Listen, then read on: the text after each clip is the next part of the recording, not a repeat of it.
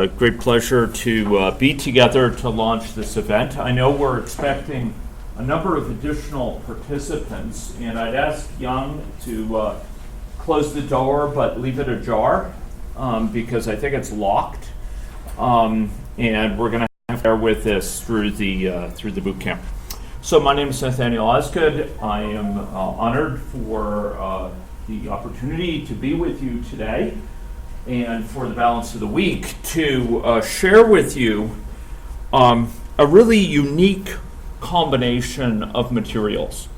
Combination of materials that I believe lay the groundwork for a very exciting new confluence of scientific disciplines, which I like to label systems data science, and where those disciplines draw on the best and most insightful components of system science on the one hand, the science of the whole, with the insights that are rapidly developing within the data science area, the science of drawing insight into the world through empirically rich sources of data, and particularly sources of data that are subject to the 4 V's.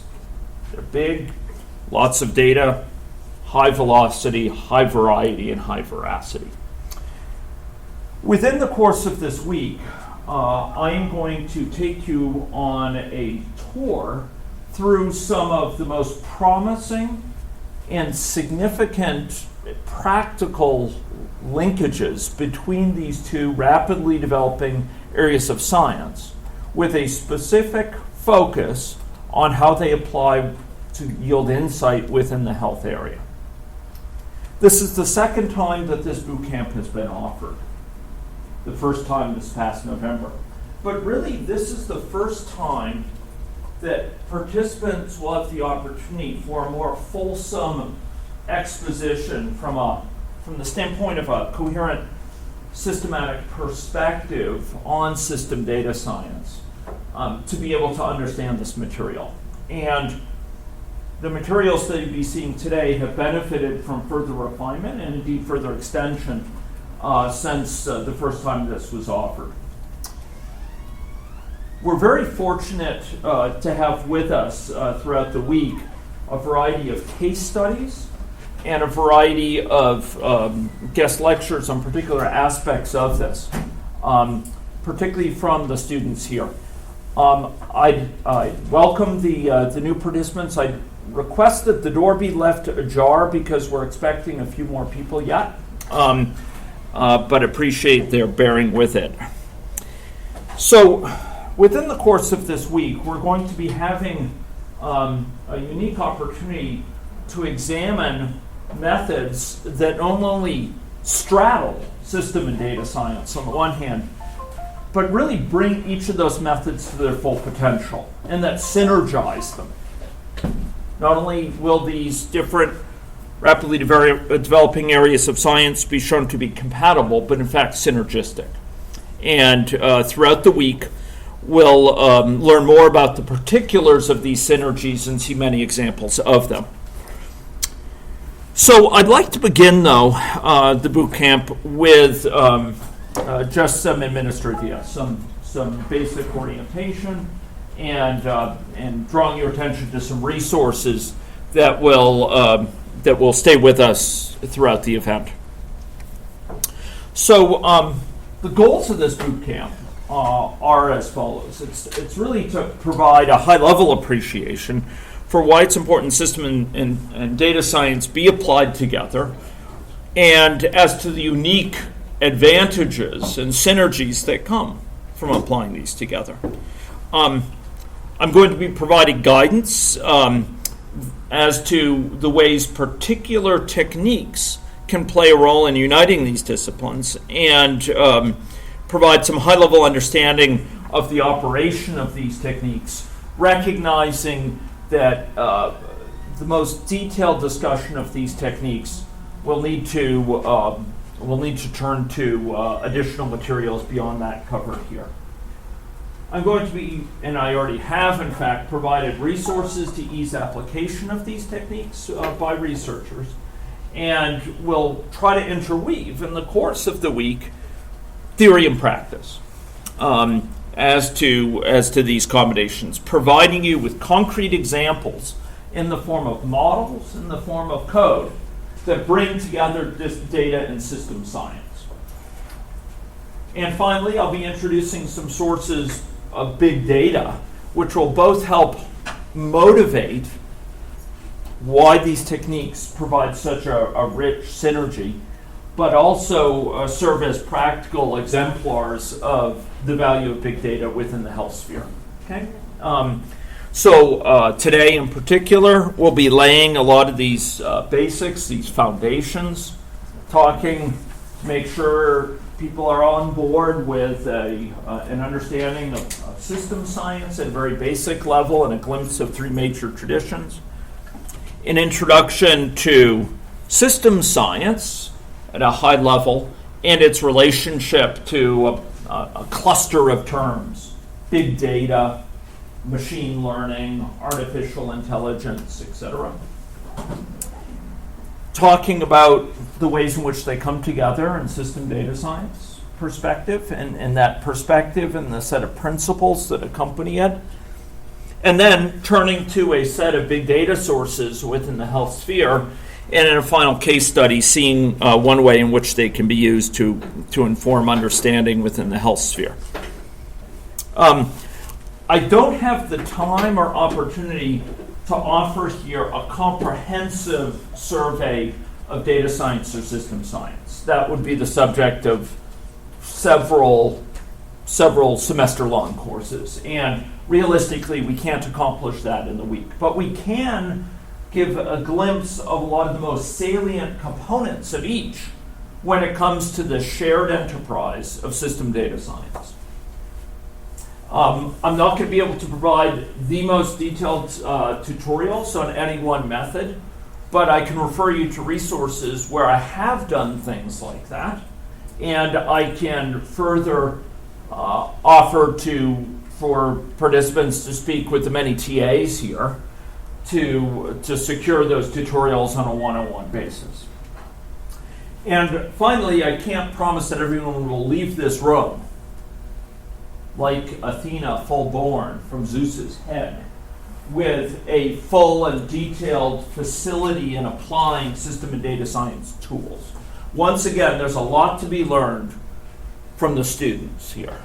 And they can show you particulars of using various tools to pursue system and data science techniques at a practical level. And you can further draw on the many scripts and the models that we've provided, but I can't provide a guarantee that you will become a virtuoso on those within the course of the week. Okay,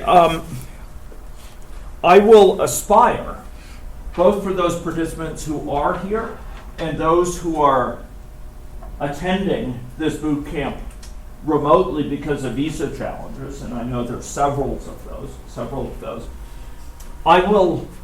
I'm committed to making screencast recordings of the boot camp, and you can find those screencast recordings as they accumulate through the boot camp within hours of delivering each lecture. They should be posted on this YouTube playlist, okay? And I will do my best to make sure that the audio quality is sufficient, and that I try to repeat questions so that questions from the audience can be heard and appreciated on those recordings. And to that end, please do remind me if I forget to repeat questions. Likewise, beyond the course videos I've just mentioned, there's a set of course materials, okay?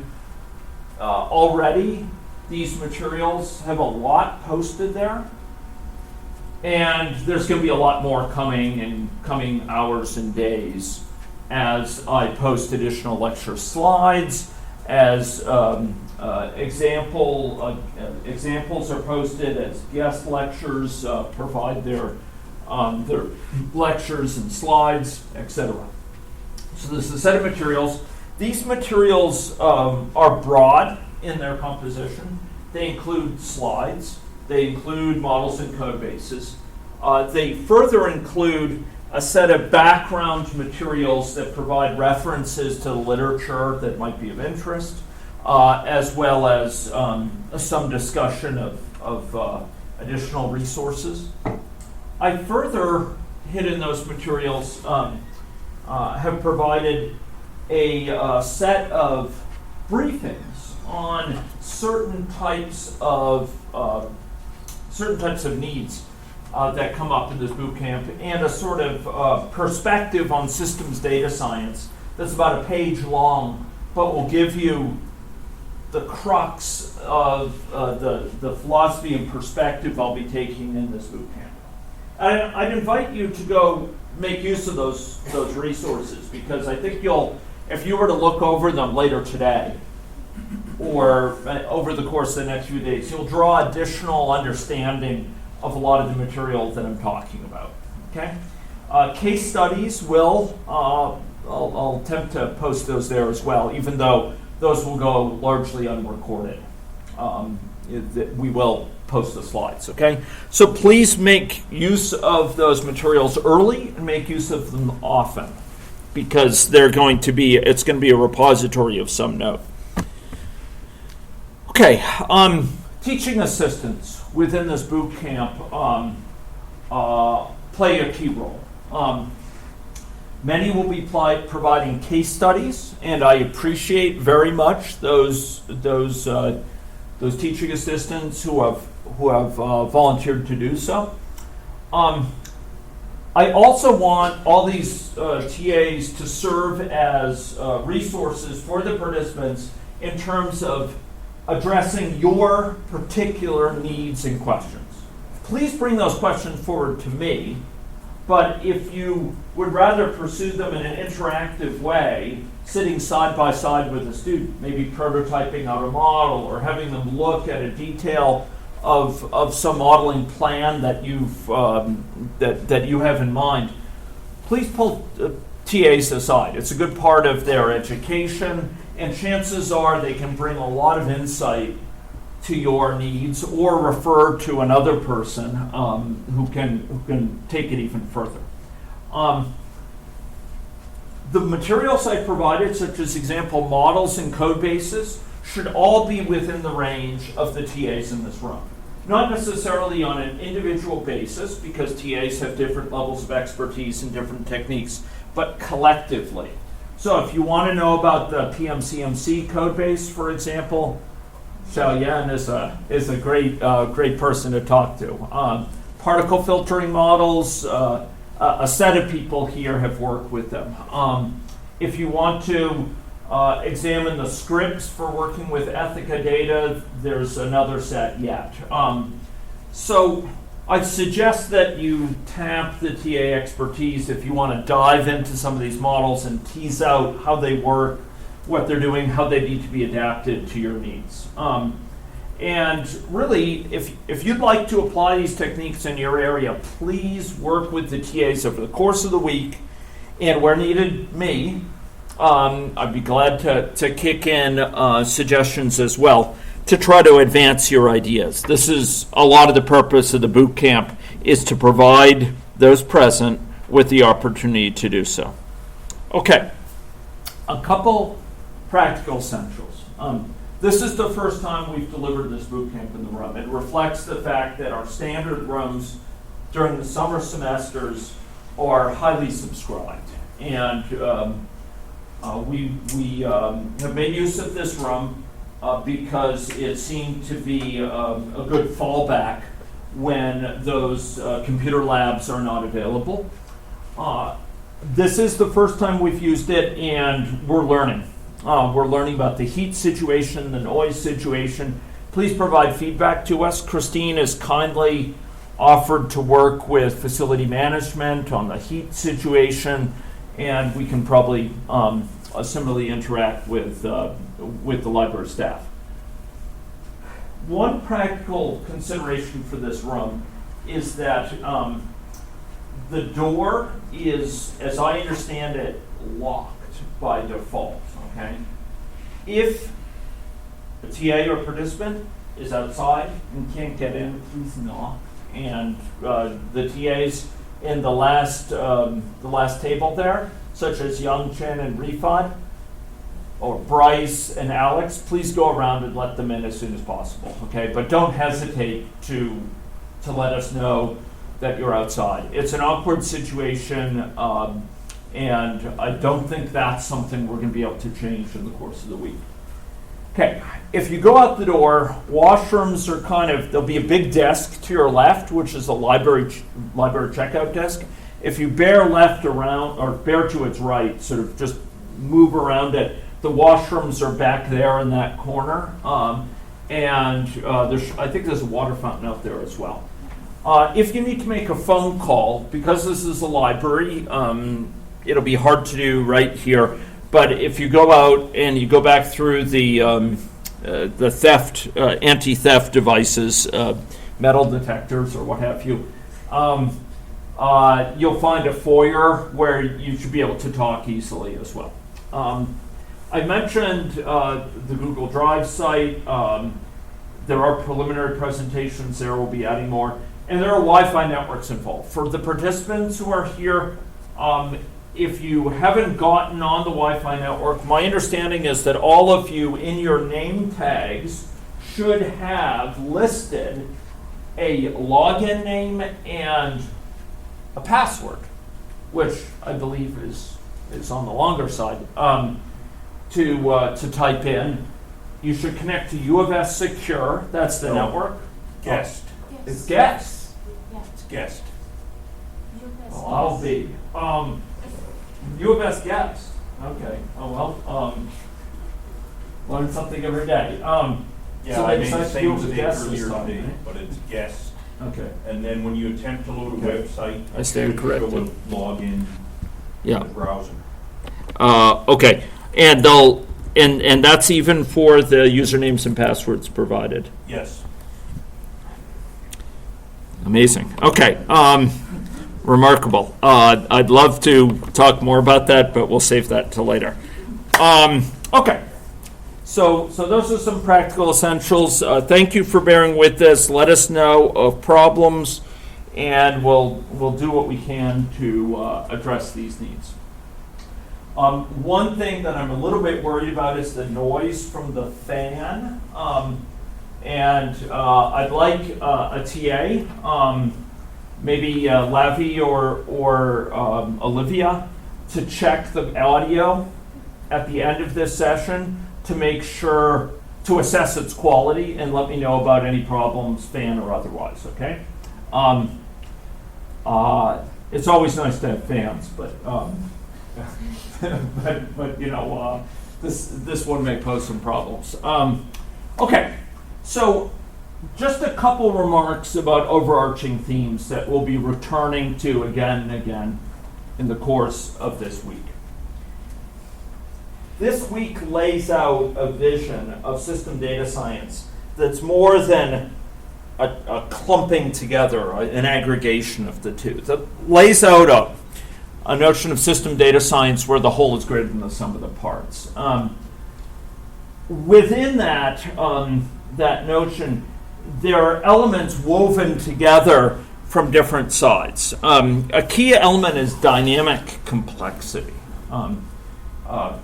Complexity of systems that is not merely a kind of a informal acronym for complicated, but it's complex in the sense that a system cannot be reduced to merely a sum or an average of its constituent parts.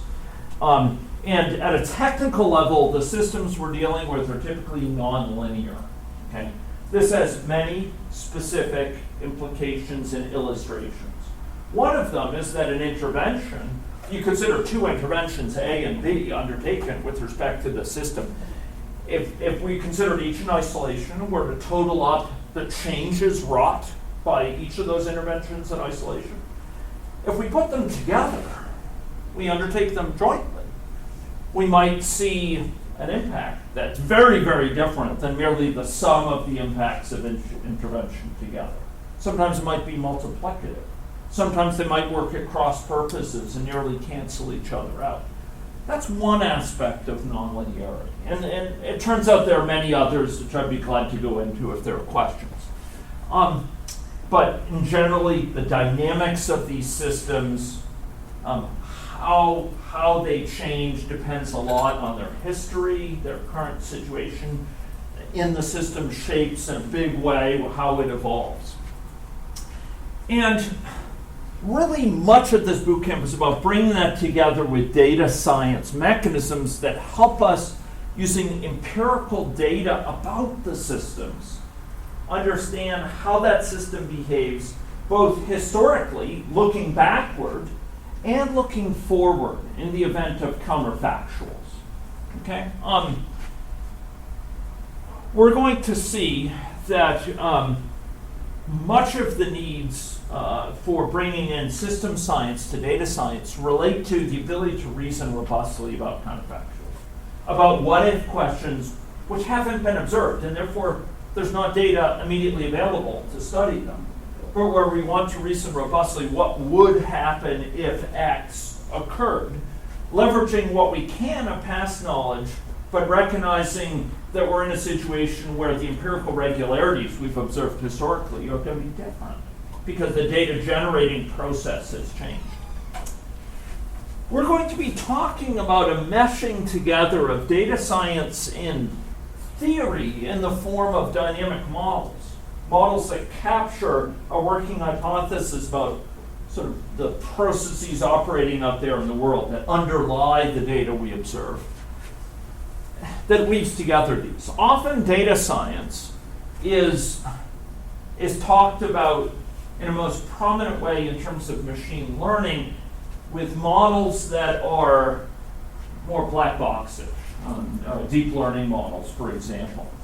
And those models have a place capturing empirical regularities that lack a really well-known, well-understood theoretic foundation. But we're also going to see how data science can explicate theory, can better help us understand the implications of theory, can inform theory and build theory, can sharpen our theorizing and help motivate theorizing based on the patterns that we observe. And there's this very interesting duality of how data science, while it's about empirical observations, can sharpen our theorizing about the world, these hypotheses we capture within models. We're going to be talking about the use of machine learning techniques, which are sometimes treated as curve-fitting techniques on observables,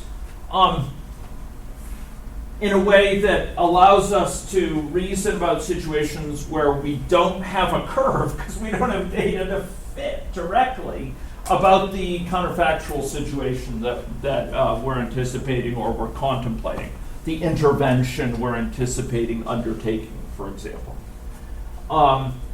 And we're going to be talking about the complementary roles of big data, machine learning, artificial intelligence, and system science as they weave together to form a counterfactual capable data science, a form of system science where our models are grounded in empirical observations in a rich way where those observations exist, but can allow us to reason as best we can with the going theory captured by those models as to what might happen in the event of counterfactuals.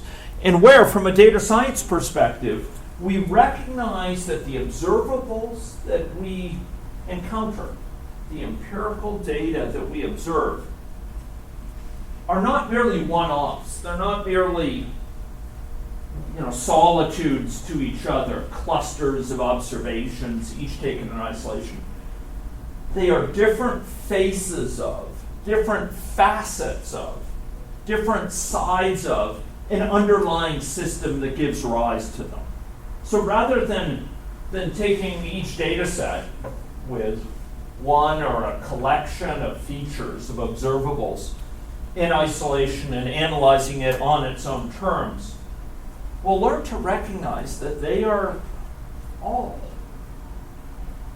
related to one another. They're cousins of one another by coming from an underlying system that gives rise to each of them. And this is a profound thing, suggested by Taken's embedding theorem, any one data set will often whisper to us about the broader system that gives rise to it. And so we can better understand that system as a broader construct through one data set, another data set, and another data set. And by combining them, give a picture of the broader system, even those areas of the broader system that we didn't measure directly, but which are collectively implied by what we do observe. And we're going to see how we can do that with models. And as time allows, with techniques such as embedding and its logical consequent of CCM, we'll see how we can gain insight into the causality underlying a system using the evidence from different data sets within the system. So these are some themes that we're going to be seeing writ large through the bootcamp, and we will return to those themes again and again to drive them further home, and with respect to particular examples. Okay.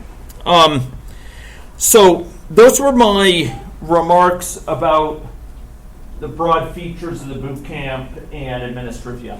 Any questions at a practical level that I can answer? Recognize that I'm now going to be diving into a lot of particulars to substantiate what I'm talking about on this slide. Any questions I could answer? Pointers? Okay. I guess I should have mentioned one thing about food. We clearly have here at the back of the room a set of refreshments and breakfast items that will be present every day. We will further have delivered to us later in the morning and then subsequently mid-afternoon a set of other items as well. Okay, so there should be food provided here through the day. These include coffee and tea. If anyone is looking for additional refreshments or snacks, I would note Starbucks is just out the way and to the side there. There are also rooms out there if you want to take a student aside and have a deep discussion about one of the example models or code bases. There are rooms the students can reserve, and they're small breakout rooms, and you can engage with students more easily there than in the corner of this room. For lunch, each of the participants should have in your little lanyard badge, should have a meal ticket, okay? These are meal tickets, I believe, which are daily meal tickets. I believe each of them is for a particular day. We will be going to a place called Marcus Hall, which is very close geographically to this, but I'll ask the TAs to guide you. We can go there inside or, as you see fit, outside as well. So it's a buffet lunch. It does offer a wide variety of options, vegetarian, gluten-free, and there's enough variety that those with any concerns about allergies, etc., should be okay. But we'll try to make sure that we have some time to talk as a group there over lunch each day, and then we'll reconvene here after about an hour's lunch. But it is a buffet setting where you should be able to take food to your liking. Okay? Okay, so those were some initial comments. If there's no questions, I will go on to jump into the first set of material then. Okay. Another point I should have added to the slides. I have provided you a provisional schedule for the week. That's in that set of materials that I linked to just a few minutes ago. I would suggest, nay, I would recommend that you go here, and if there's one thing you get from here today, these materials, it would be this provisional schedule. Not because of the details of the timing, although it might be useful if you're planning a phone call or anything, but because for each lecture, each of the main lectures, I have provided a set of summarized lessons, of takeaways from that lecture, okay? And I spent a fair bit of time to try to take care to communicate the gist of what I'm trying to carry across in these lectures and summarize it beneath each. And if you refer to that, you'll be further ahead in understanding some of the major themes and points I'm trying to convey. So I'd suggest that you refer to that, and it wouldn't hurt as I'm calling up the slides to preview it, because it will give you a good orientation for some of the key takeaways that I want to hammer on. Okay, so please refer to those lessons for each lecture, because they collectively do convey, not only do they sharpen an appreciation of a particular lecture, they collectively convey some of the main ideas of this boot camp. Okay? Okay. Now, when I provided the pre-survey to the participants, I asked some questions about backgrounds for people, and I found that most of the people here had some exposure to simulation modeling when it comes to exploring issues, particularly in the health sphere. I therefore am not going to spend as much time talking about the basics of this as I might otherwise, but I did want to hit on a couple features of this and talk a little bit about its three major traditions, because we will see multiple types of modeling in the course of the week, and some people may be familiar with one type but not others. Okay, and I want to hit on a little bit of exposition of each to give you a point of orientation for understanding the models, including those I provided to you on the site. I also want to take a very particular perspective or stance when it comes to these materials and the use of simulation modeling, because it factors in a major way, a central way, into understanding this vision of systems data science. And it specifically has to do with a view of dynamic models as learning tools, not merely crystal balls to anticipate what's coming or to tell us what to do, but as ways of learning more quickly, deeply, and rigorously about the world, including critically from observations about that world. Okay? So I'm going to be taking a particular stance with respect to the use of simulation modeling here that's not merely happenstance from the perspective of the broader bootcamp.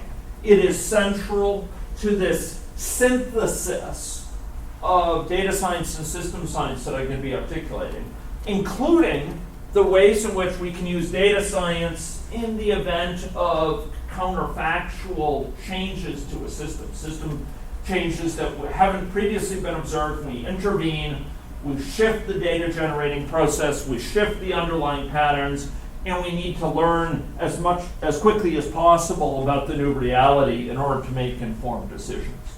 So, even those who have heard me articulate this perspective on simulation modeling before should recognize that I am articulating this because it's so core to the systems data science perspective that runs throughout this event.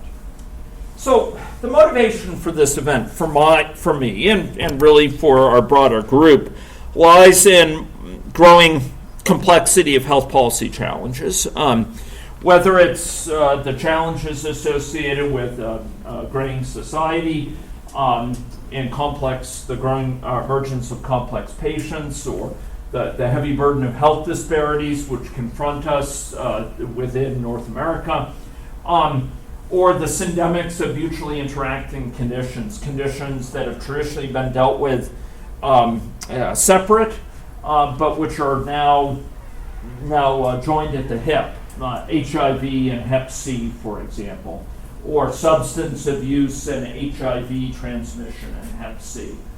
Conditions which could be analyzed in isolation, but where they're so tied together that one's missing the boat if one doesn't deal with their interactions. Another one, domestic violence, suicide, mental health, and addictions issues. Within these areas, we're dealing with challenges not merely because there's a lot of things going on. The system is complicated, there's a lot of moving parts, but because it's dynamically complex. We're dealing with systems where the behavior of the whole is very different than the sum of the parts. And to understand the syndemics involving multiple conditions, we need to look beyond the characteristics of each condition in isolation and reason about their interactions.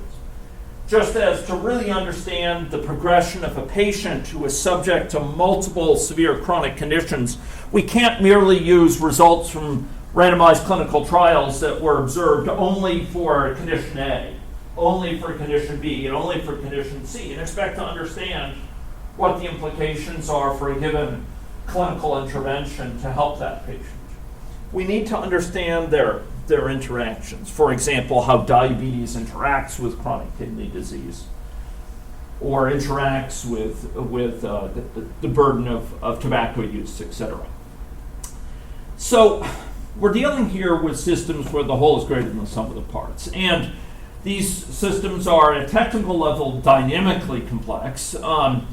We can be surprised by these systems. And not only do the systems behave in ways that are intellectually curious, they behave in ways that confound effective policymaking, often naive policymaking. When we intervene in the system to try to effect change, the effects that we stir up are often pervasive. That we intervene in point A in the system. Maybe we restrict the ability for primary care doctors to prescribe opioids for chronic pain. If we intervene in that way, the effects of that are writ large. The effects of that go beyond what happens in the admitting area for that PCP or in their patient examination room.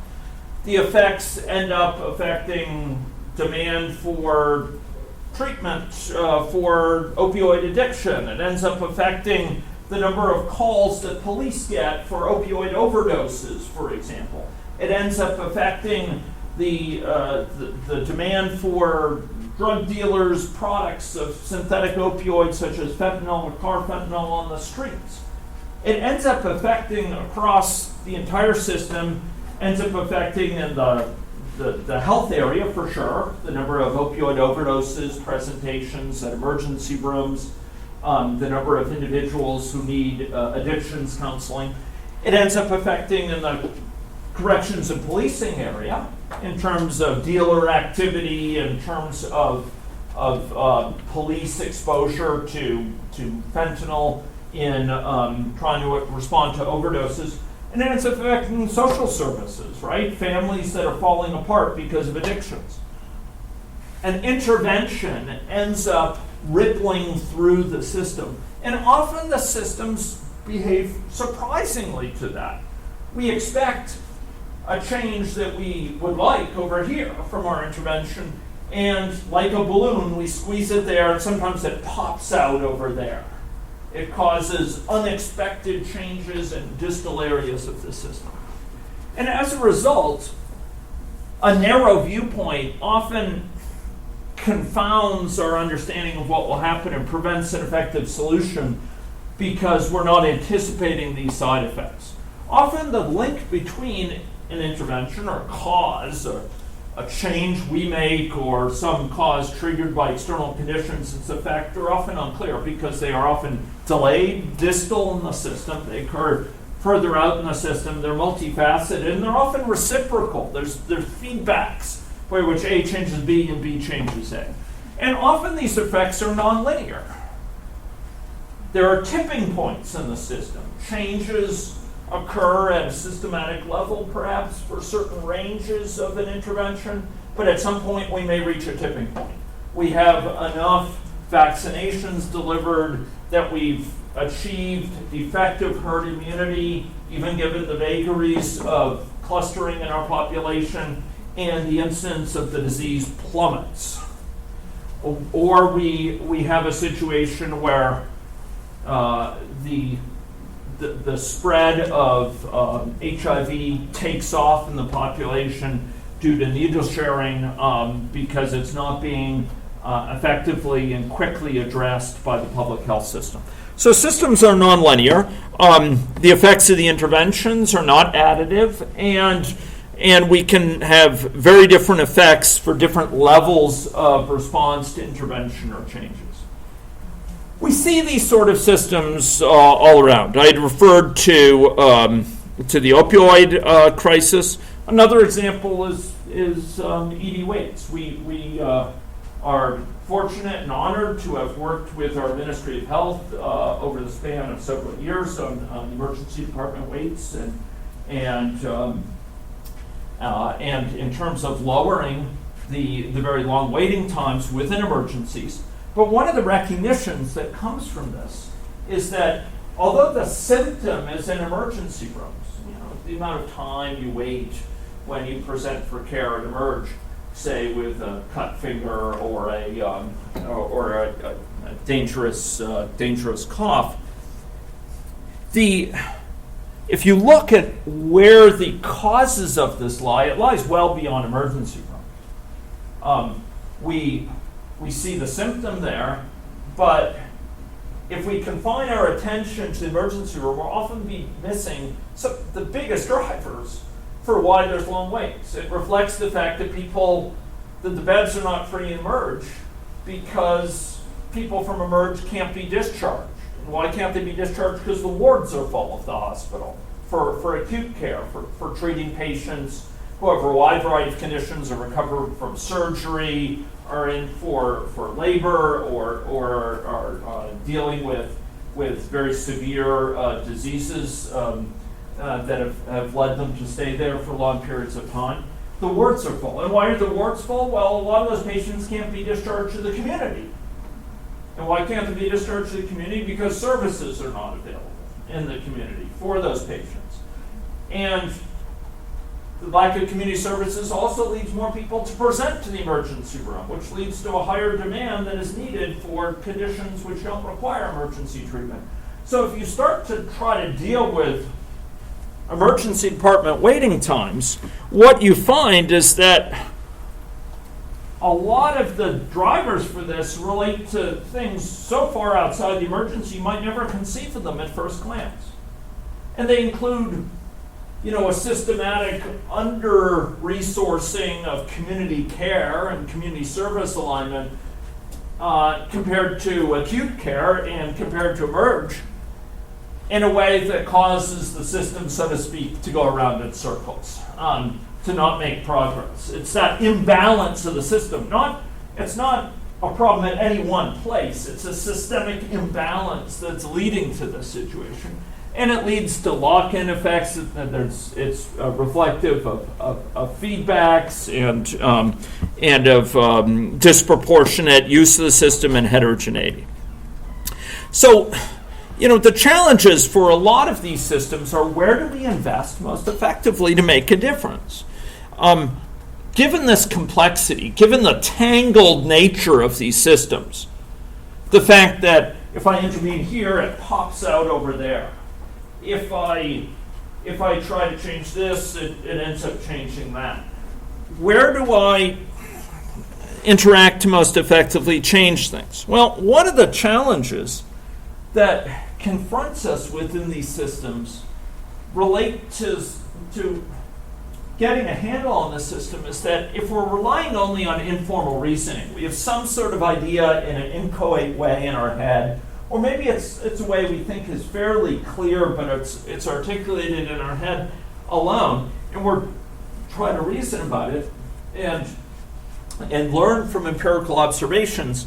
That linkage between what we think is going on out in the world, or sort of dynamic hypotheses for what's going on out there, the underlying processes that underlie the patterns we observe, trying to relate that to empirical observations in a rigorous way is very challenging. Some fascinating experiments have been done at MIT in areas of where a lot of modeling is done to test the degree to which individuals who are doctoral students in STEM, science, technology, engineering, and mathematics, such as in the engineering sciences, who are highly trained in modeling, are asked to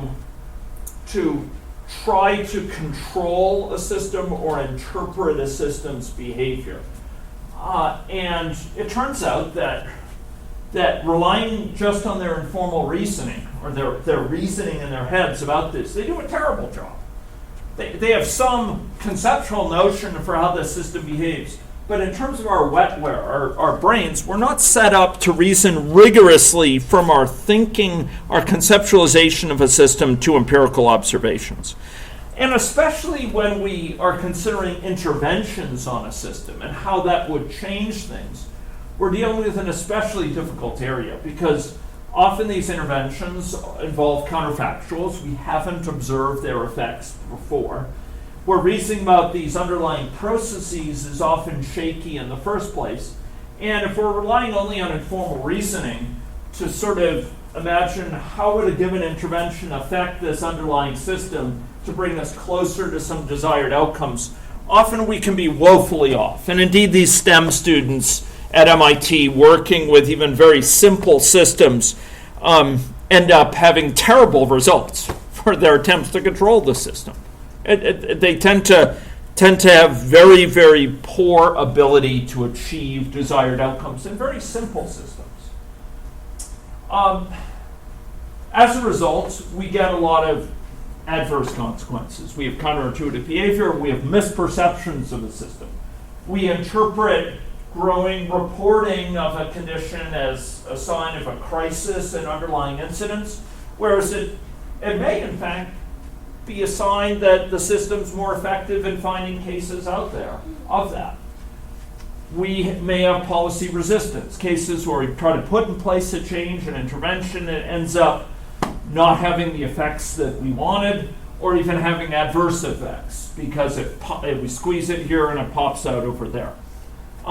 For example, maybe we undertake strengthening of the rules by which opioids are prescribed for chronic pain, and we think, okay, that's going to lower the burden of opioid addiction because fewer people will get exposed to powerful opioids on a regular basis and fewer will get addicted. But in the short term, what we may see is individuals who no longer get the opioids from the doctors and are already physiologically dependent end up going to dealers and end up getting street-sourced opioids that are far less likely to be controlled in terms of dosing, and might end up overdosing because of the limited availability and the catch-can availability of these and the dynamics that are induced for their drug tolerance, and the fact that the dosing is so far off, there's collectively those can lead to a high risk of overdose. So in short, we can get policy resistance. We have best of intentions, but it ends up thwarting the goals of the intervention or the broader policy. we can have disproportionate impact of our policies on the flip side. And it behooves us to know about this, to recognize if we can just reach a certain level of intervention, we can achieve a qualitative change in the results. Not merely a little bit better by investing a little bit more, but at a certain point, investing a little bit more may lead to a lot better, a game change situation. And these phenomena pose problems if we're reaching off the seat of our pants and learning from experience, coordinating effectively, deciding between different strategies, and designing a system that's more efficacious. So to address these needs, for several decades now, really from the mid parts of the 20th century, a growing number of scientists have applied what has come to be called complexity science or system science. I like to term it in a soundbite, the science of the whole. The science of whole systems. Systems not merely reduced to their pieces and understood by taking them apart into their pieces, but as a whole. Okay? Just as a traffic jam, you can't really effectively understand a traffic jam if all you know about is car axles and the drivetrains of trucks and braking capacity of trucks. That's part of the picture. But a traffic jam is about much more than its pieces, the cars and their constituents. We could spend all our time studying the makes and models of cars and their horsepower and braking capacity and grand vehicle weight and et cetera. But we wouldn't be closer to understanding traffic jams, because traffic jams are a systems phenomenon. And to understand a systems phenomenon, we need to understand more than the pieces. We need to understand how all those pieces fit together and how that leads to a behavior for the system very different from what we'd see if we studied any piece in isolation. When you see a car, when you see a truck, you don't see the traffic jam. You have to understand how all these things fit together. And system science is the science of the whole. It can help us visualize, understand, and reason about the implications of the underlying processes that drive the systems. An essential way in which system science aids us is through the use of dynamic models. This is one boot camp where you will actually hear me talking about other ways system science helps besides dynamic models. A lot of my boot camps, I just go right into dynamic modeling. And we spend our time discussing dynamic models. In this boot camp, you'll hear me appealing to other areas of system science and dynamic models. And these include dynamical systems theory components, this notion of delay embedding, this powerful notion that any one time series of evidence from an underlying system actually whispers to us. It tells us a lot about the underlying system that gave rise to it. It encodes information about the dynamics of that underlying system, regardless of whether we have a model of it. It's there in that time series, the information about it. And we'll see that. But one of the central ways is through dynamic models. And these models help us share and reason consistently about the implications of hypotheses. And, Josh Epstein has articulated, we don't truly understand phenomena until we can generate it. And I'm sympathetic to that, the generativist perspective. Until we don't truly understand it, we can generate without presupposing it. Without, in some way, baking in to our understanding the fact that it happens. So simulation models can be viewed, and I think fruitfully are viewed. I'll take the stance that it's fruitful to view simulation models as dynamic hypotheses concerning what's going on out there in the world from a causal perspective. And the idea is we're articulating a causal theory of what's going on what's driving the processes out there in the world. This dynamic hypotheses for how things work out there in the world that give rise to the data we see.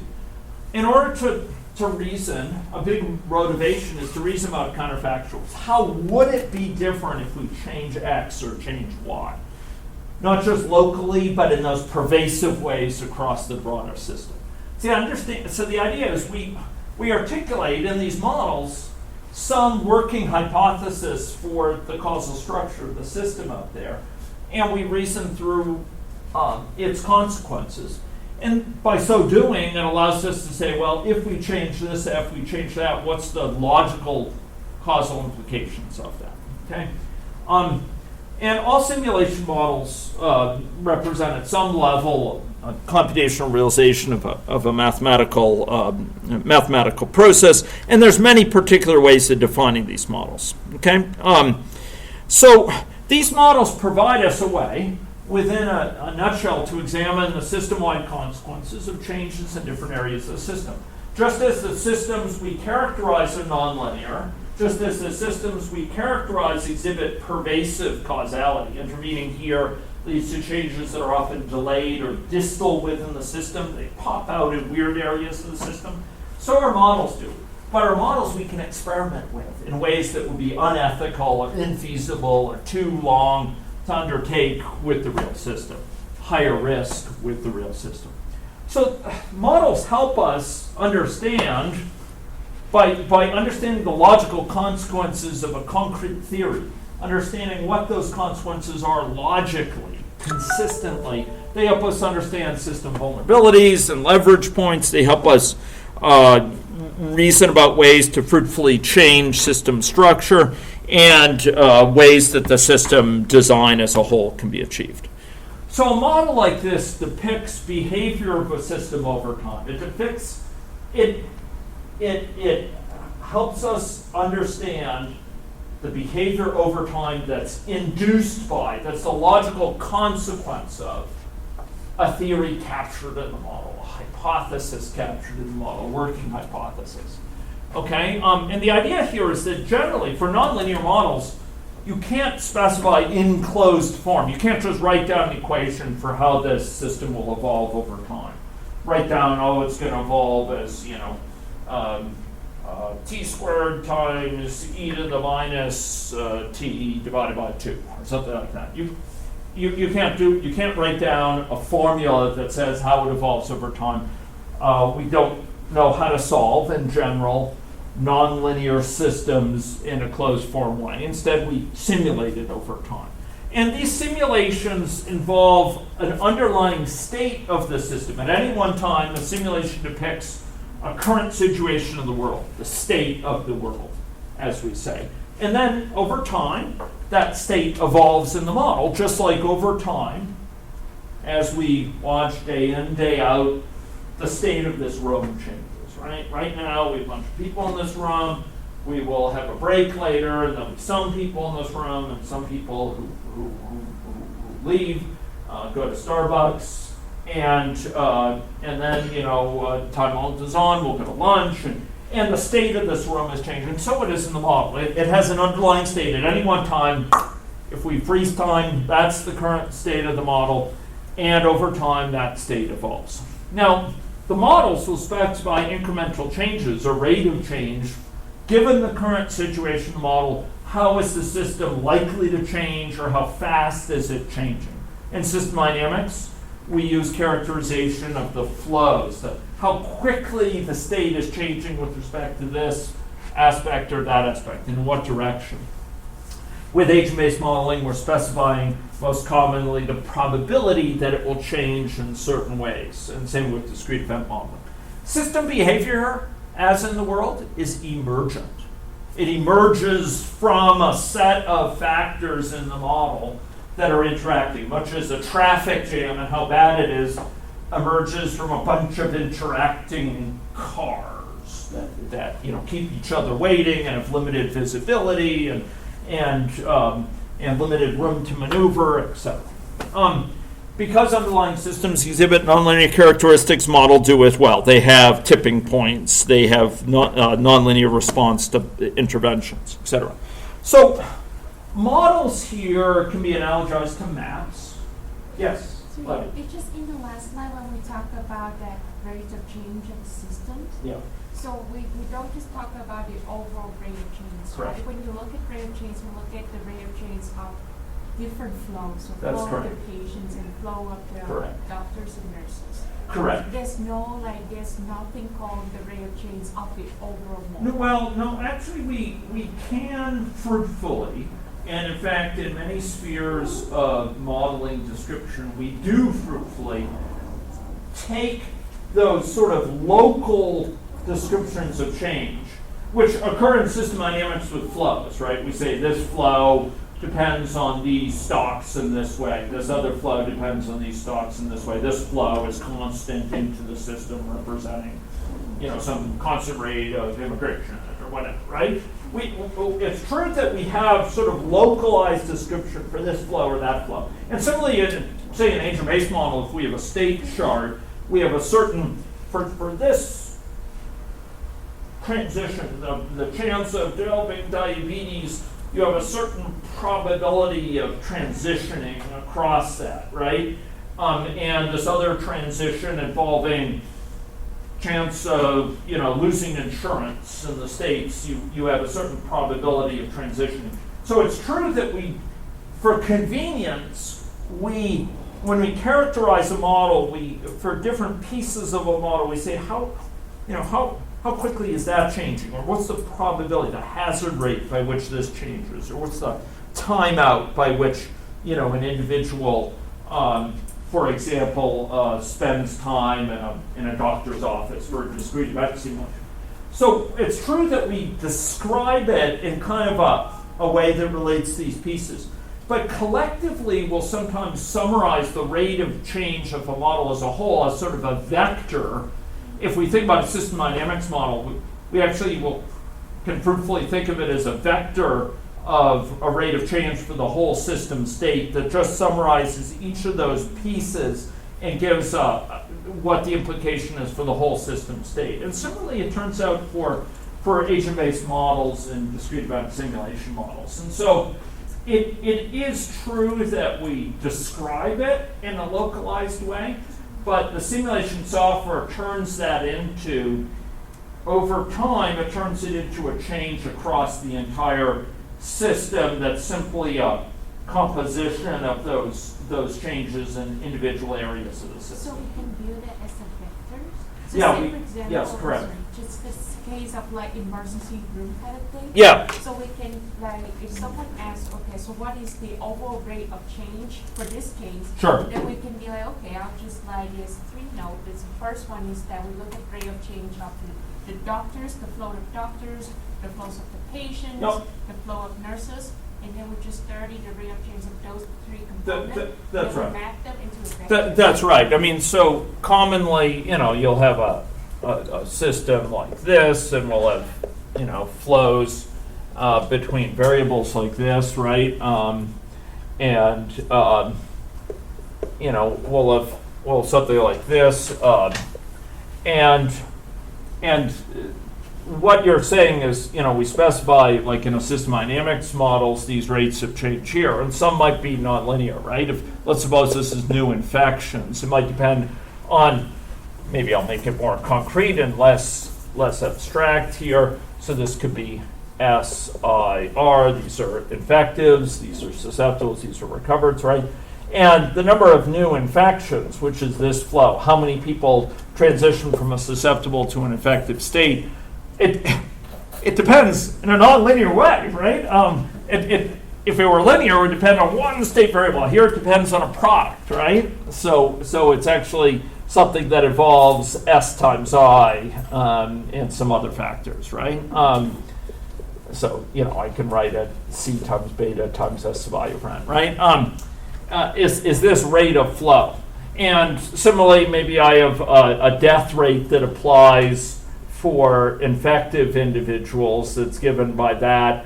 And notice this rate of flow depends on the state of the system. This rate of flow, how many people are going down here and dying from infection depends on the state of the model, right? I, here linearly, right? And here maybe there's some recovery time, tau, right? And we have I over tau, right? So these are three flows, right, associated with the system. And I would argue here, if this is what you've got, maybe we have a flow in of, of births, right? Call it B, right? I could write this down. I don't want to scare people, but I'll just write it down, right? So if I were to deal with the rate of change of S, right, I could say ds dt, or I could write it down in Leibnizian way as S dot, right, equals B minus C beta S I over N, I divided by N, right? So inflow minus outflow.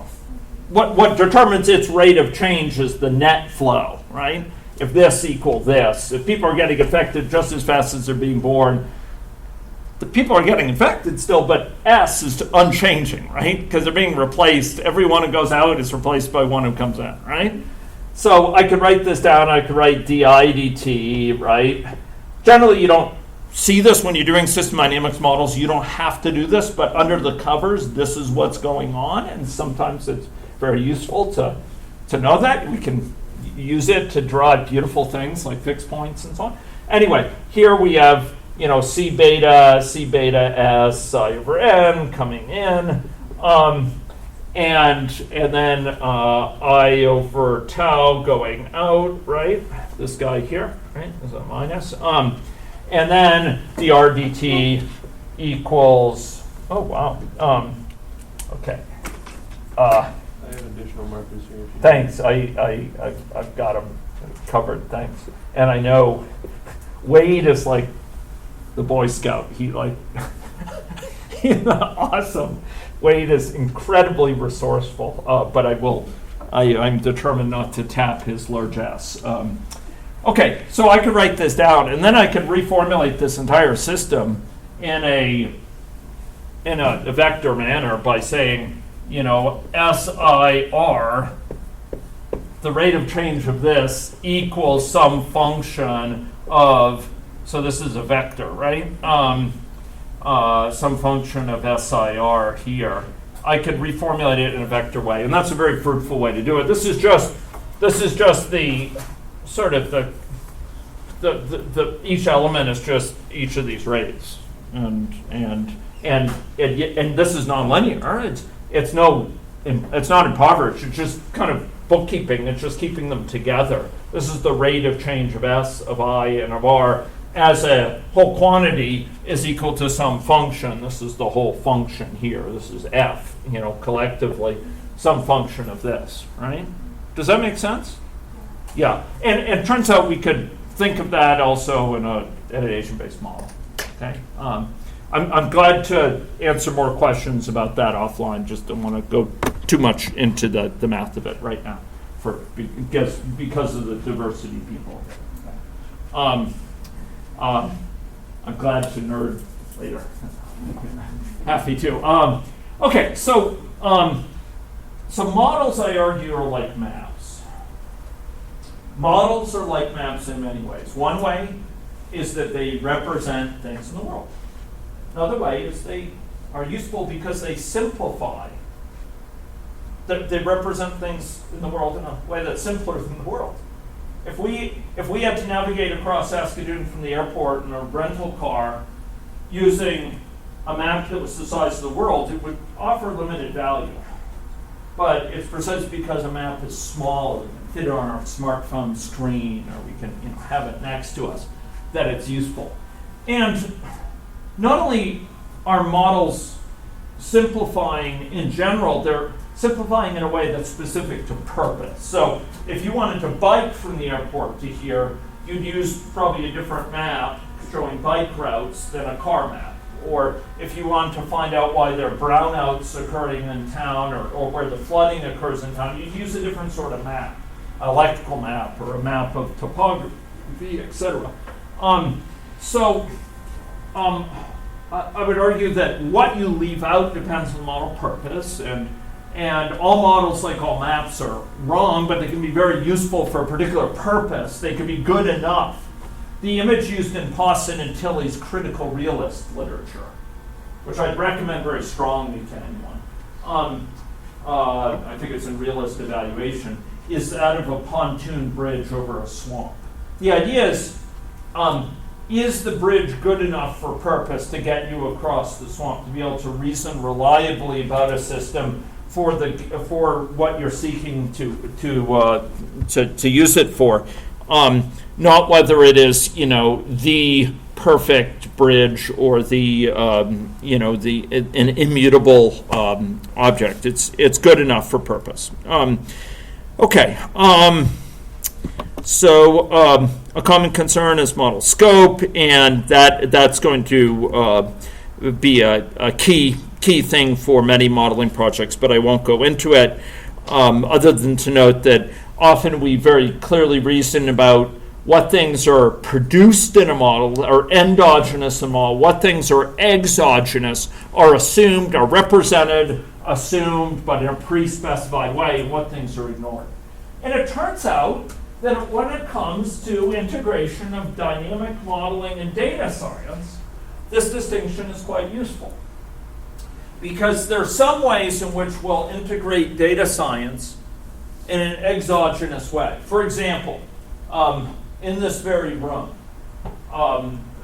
Winchell Chen, a doctoral student of remarkable depth and breadth of knowledge, will share with us some models which he's been running, which use network data as gathered through his smartphones. And within these smartphone models, the network data is fed into the model as an input over time. So in the simulation of infection spread, individuals are connected with others at certain times and disconnected with others. It's a dynamic network at other times, according to the collected data from a diversity of studies. I think it's from 6 or 7 different studies. That's plugging in data in an exogenous way. We drive the model, we feed the model from our big data into the simulation model. But in many other models, we are actually matching up model expectations with external data, and we either calibrate to it or we filter it. We engage in particle filtering or particle MCMC against endogenous quantities. And depending on what we're measuring from the world and what we have in our model, how we use the data to interface with the model will be different. We'll be seeing this. Okay, so the stance I want to take here is models as learning tools. And so they're not crystal balls, but in the words of my Australian colleague Jeff McDonnell, learning prostheses. This may seem like a strange analogy. How can a model possibly, a crystal ball is something that you could use to look forward, to predict or forecast. That seems vaguely sensible, but an artificial leg or a crutch or a cane, how can a model be analogized to that? Well, bear me out on this. Some years ago, beyond the historic memory of any graduate student in this room, I might say, I broke my foot here on campus. Okay. In fact, I broke it twice, and I sprained my ankle. I was in bad way for a number of months. I think I was off my foot for 4 months, 5 months. No students, I couldn't bike. It's in bed a lot of the time. It was bad news. I used a boot to get around, and initially I used a crutch. I think Cheryl would remember that time period. I don't know if she was sitting in my class that year, but I came directly from the emergency room to teach my modeling course. And I had to apologize to the students because I wouldn't be walking today in front of them, for which I am now. So the idea here is I depended on crutches, I depended on the boot because of my physical limitations. I had limitations of what I can do, and I needed to get around. I needed to get to my class. I needed to get home. I needed to get to the bus. And so I'd use my crutches to do that. Same thing with a cane, same thing with an artificial leg. we complement our limitations using prostheses, right? And so it is with models, but the limitations are not physical. They're not a broken leg or a gimped foot or a missing arm. They are cognitive limitations. We have limitations that confront us that are profound in terms of certain spheres of behavior. One of them, as those experiments from MIT have shown, one of them, ladies and gentlemen, has to do with the occurrence of reasoning about complex systems. So simulation models help us learn more quickly by helping us deal with our cognitive limitations. They assist us in a task we're very poor at ourselves. We don't achieve full function by ourselves in an unassisted way, which is reasoning through the implications of our assumptions as captured in a model. Often our assumptions are inchoate in our heads. We don't fully express them in our heads. They're often latent inconsistencies in our thinking, cognitive dissonance. But when we take them out of our heads and we write them down explicitly, we put a stake in the sand and we say, we'll take this as our working hypothesis. We can use the simulation model to reason through the consequences of that working hypothesis. And it isn't that working hypothesis is necessarily true, but that by putting it into an explicit form, we will sooner realize where it's off base and be able to improve it. It isn't that we want to privilege this hypothesis as some crystal ball, that this is the truth, but rather by putting it out there for the world to critique, see, and help us refine, and by putting it out there critically to ask what the logical implications are, we can test it in the crucible of empirical evidence against observed data.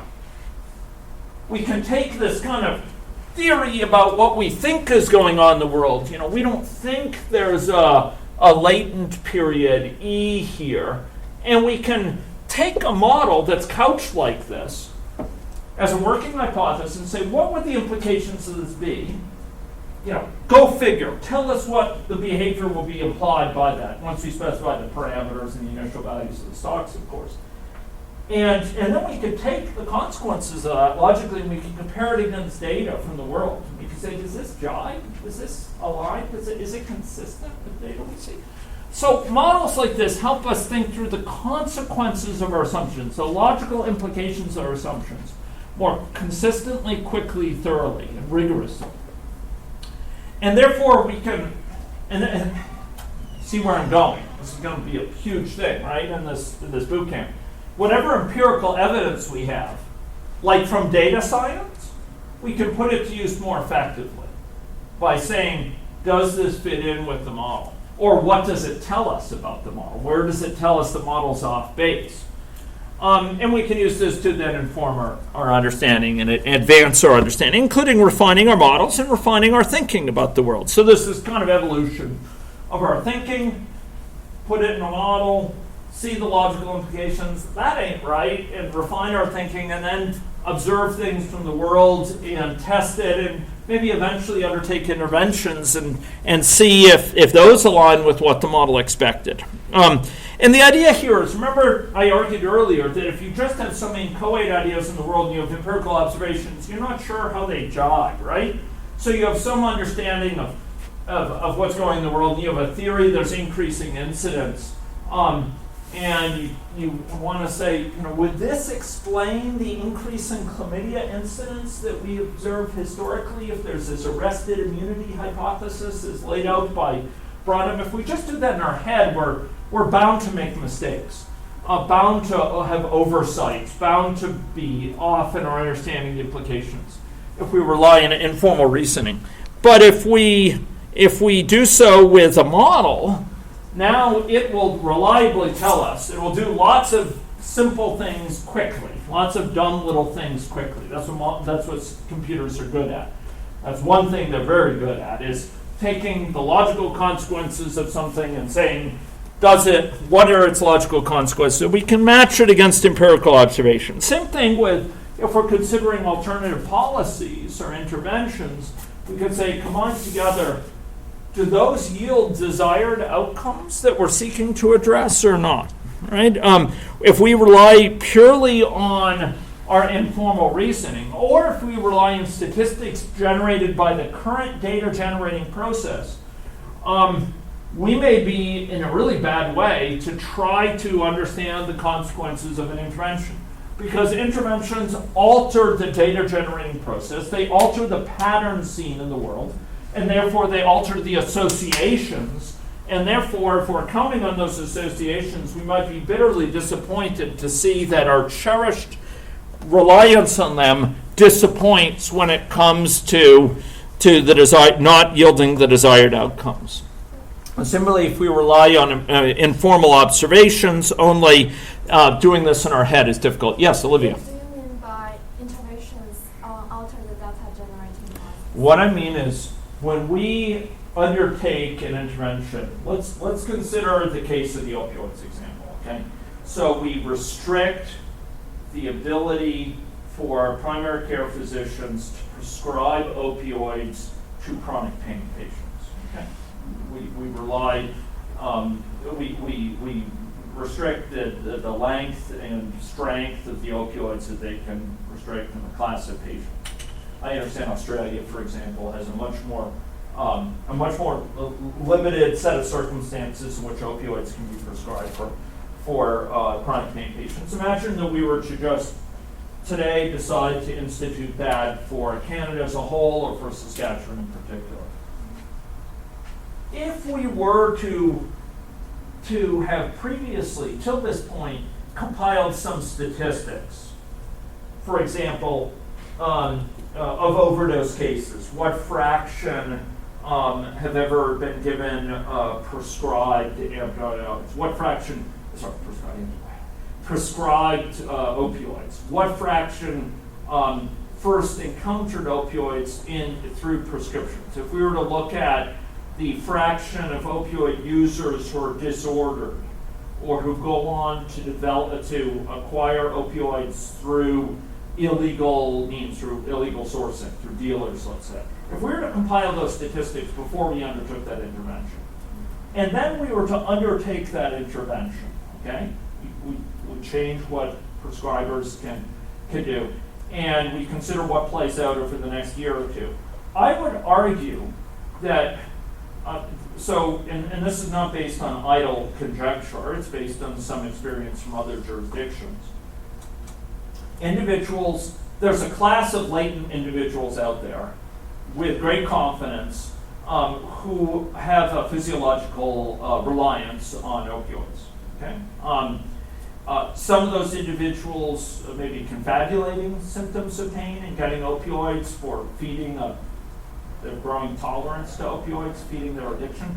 Others may have chronic pain but have come to rely on the opioids physiologically to deal with pain. If that source for doctors ceases, a lot of those individuals may seek opioids through other sources that are illegal in character, by diverting them from others, other family members, or getting them off the street, getting them from dealers. That I would argue that change will change those statistics I mentioned earlier. Because the underlying situation has changed from which the data is being gathered. The patterns in the underlying system have been altered about where opioid users go, the paths they travel through the system, their ability to obtain opioids through prescribers versus through other sources. And that's going to change the statistics. So the associations we see in the world between A and B, between original chronic pain needs and an overdose risk, will be changed as a result because we've changed the underlying situation from which those measurements are made. We end up the associations noted in those measurements will be different. Does that make sense? I don't see a problem of the process because the goal is to find the most optimal outcome. Correct. And if by change the policy, change the intervention, we can get the different set of data which has different outcome, then that achieves our goal, right? So if implementing intervention A will have a worse outcome, then we don't implement it. And if implement intervention B have a better outcome, then we implement. Correct, as long as we can reason about the counterfactuals.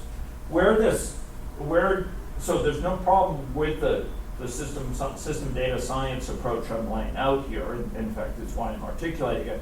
Where the problem lies is if you're relying on the associations to hold.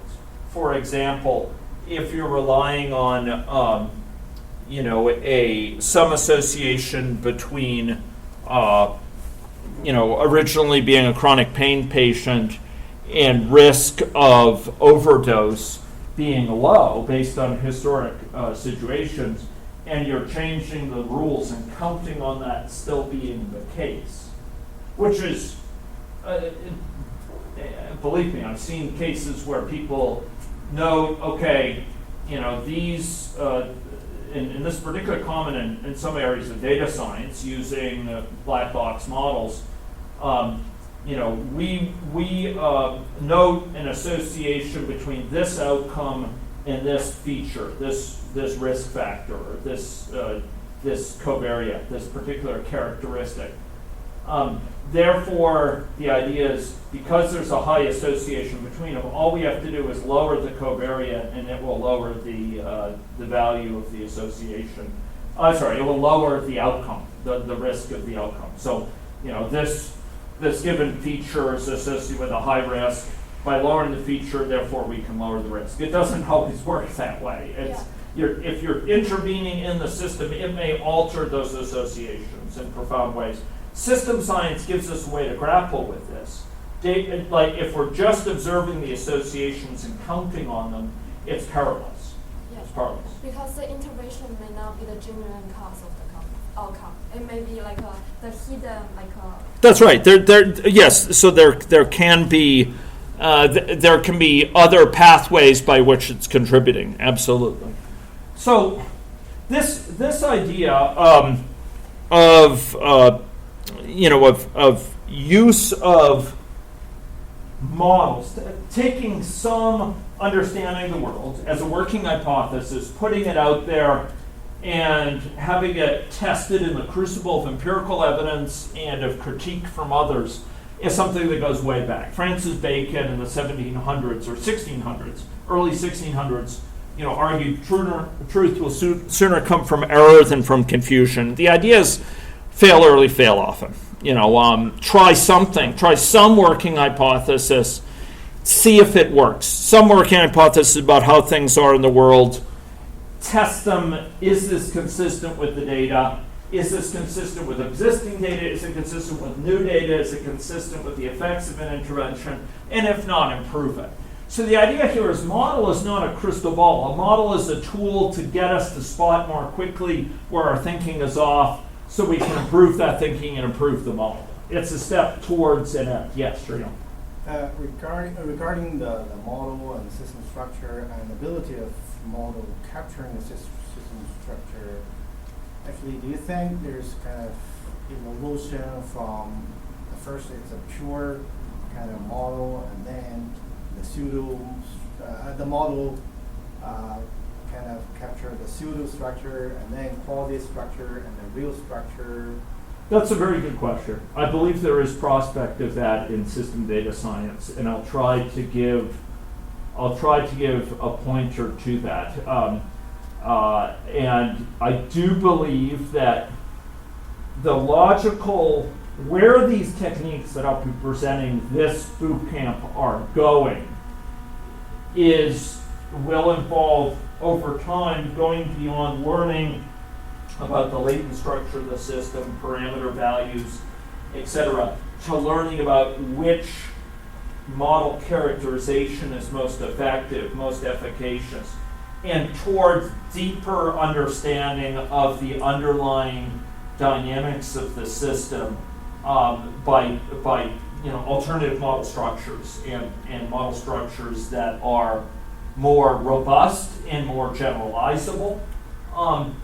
And I'll see if I can give a nod to this at a couple times during the bootcamp, because writ large, 20 or 30 years out particularly, I see this as being a big contribution of systems data science. And arguably within the next 10 to 20 years, there's going to be a growing amount of this. Already we're seeing evidence of it, whereby we can learn about more effective model structures, not just more effective particular assumptions about models over time, and use that to refine our understanding of the underlying theory. And to do so, not merely limited to human reasoning, but to reasoning that can be automated and sharpened through machine systems. But there's another trend that is counteracting this kind of. Indeed. Maybe for the machine learning. Indeed. People thought, okay, as long as you have enough data and Indeed. supercomputing Indeed. power, and then Indeed. you don't need to know the structure. Indeed. But which. So I will be presenting. So I am familiar with such models. We work with such models in our group to a certain degree. Mhm. I believe they have a strong place in certain spheres.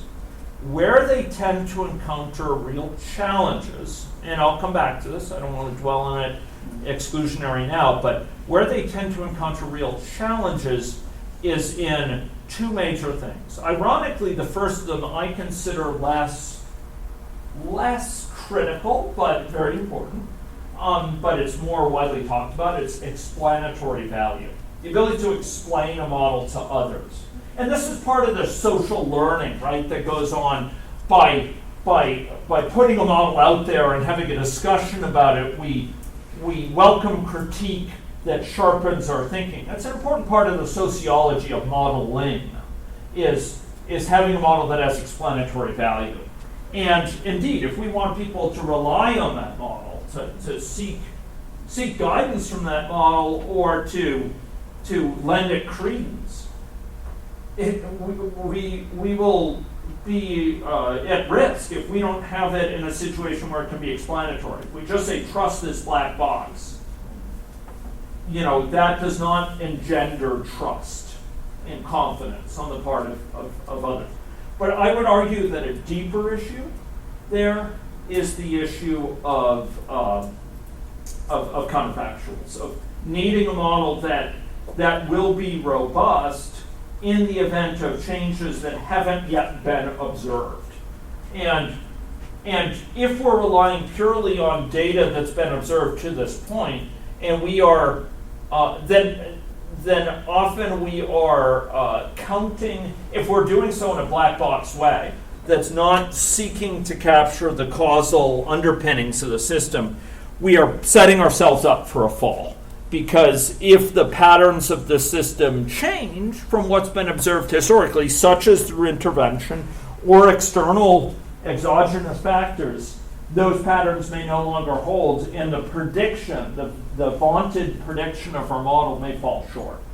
And if you are just counting on raw prediction, the capacity to predict outcome based on lots of data, and you're not taking into account the causal structure, which typically means theory of the mechanisms of the model, then you are setting yourself up for fall for a change situation. Now, if you're recognizing faces, or if you're trying to calculate matches to that are predictive of some outcome absent intervention, you may be able to do a pretty good job with a black box model. But if you are dealing with the situation, we're not changing the structure of the human face in a big way. There's no interventions, I guess plastic surgery or something, but there's not a lot of intervention. Okay, I better not go there. There's interventions involving faces are not the big concern of face recognition algorithms or algorithms to diagnose based on genes, right? Genetic implications in terms of linkage to certain conditions. you're not altering the human genome in a profound way over time, so you're not dealing with counterfactuals. But I would argue that in many spheres where we are dealing with interventions and where we have to make a decision which will change the system, that will make black box reliance on sheer prediction, supercomputer generated or not, hard. And I will note that we can make good enough uses of supercomputers with our types of system data science. Thank you very much. Yeah. So the way I understand it is that this a phenomenon arises because of infinitely many dimensions, and modeling can only characterize finite many dimensions. For example, facial recognition, it can only characterize like genes or like specific dimension. But for machine learning, since it only uses the data, it doesn't give any assumption. So it doesn't there is no limitation on the like finitely many Well, okay, so there's many things going on here, and we're going to go into this in more detail, so I don't want to delay us too much at this juncture. There are some types of machine learning that impose less upfront assumptions. There are other types of machine learning, for example, Bayesian multi-level models, Bayesian graphical models, even things like support vector machines and so on, which do have certain assumptions, built into them, and in fact, for Bayesian approaches, certain theory. But yes, you are right that some of the most widely heralded and elevated uses of machine learning, such as those with deep learning, are talked about sometimes as if they are theory-free science. They don't involve, a presupposed theory being imposed at the system. They can represent a huge, vast array of different theories. What you find, though, from dynamical systems theory is, in fact, that while nominally systems can have arbitrarily large dimension, the actual dynamics of a system can allow us to articulate an intrinsic dimensionality of the system that's often incomparably lower than its nominal dimensionality, than its theoretical dimensionality. The systems that we observe in the world, while we could characterize them in an arbitrarily detailed manner as having an arbitrarily large number of dimensions, if you actually look at their evolution over time. This is an insight from dynamical systems theory, from system science that's not merely reducible to dynamic modeling. Their dynamics tends to be very low dimensional. Okay, it tends to be, and it reflects the fact that many of the nominal dimensions of the system that we might talk about, the infinite dimensions you might use to characterize this system and all sorts of different measures, they're highly, highly related to one another. They're highly coupled. And when we're dealing with systems in the world, real world systems, such as we're dealing with in the health sphere or many other spheres, we're dealing with coupled systems where what's going on in one area of the system is so tied up with what's going on in the other areas of the system that what it actually occupies is it actually exercises only the smallest sliver, a manifold we talk about in a mathematical sense, of the entire space. And what this means is that we don't need to actually characterize everything to reason about any one thing. We actually can reason about the system in a very, very low dimensional way with enormous insight. And I think it is an open question, and one that is subtle because it involves overfitting and involves sufficient quantity of data, and it also involves the particulars, the analytics methods. It is very much in question whether just throwing more data at it and trying to observe patterns in some unstructured way will necessarily capture the underlying intrinsic dynamics associated with the causal structure of the system. I do believe, and I will argue later, that that the causal structure of the system can be discovered and can be elicited to growing richness through data science techniques combined with system science techniques. I am skeptical that just throwing more data from different areas of a system will allow the intrinsic dynamics to come out in a way that will be robust to counterfactuals if left unassisted by some degree of theory. Okay, but I'll talk more about this later. Okay, so models give us this systematic way of replacing confusion with learning, not because they give us a crystal ball that is the truth or the correct situation. They alert us more quickly when our cherished thinking is off base. They allow theorizing concerning what's going on out there that more quickly spots when we're off base in our theorizing and allows us to correct it. And even putting forward a good model advances knowledge, can be a success by spotting inconsistencies with our assumptions, between our assumptions and the evidence. Inconsistencies between the logical consequences of our assumptions and the evidence. In short, when a model fails to match some observations from the world or match the experience of those in the system, it should be viewed not as a failure of the model, but a success of modeling if we turn that around and advance the model. We say, okay, what have we missed? We need to account for this or we need to account for that. And one of the best ways to assist that, it will turn out, is data science and evidence that's gathered in a high velocity way and in a way that's rich.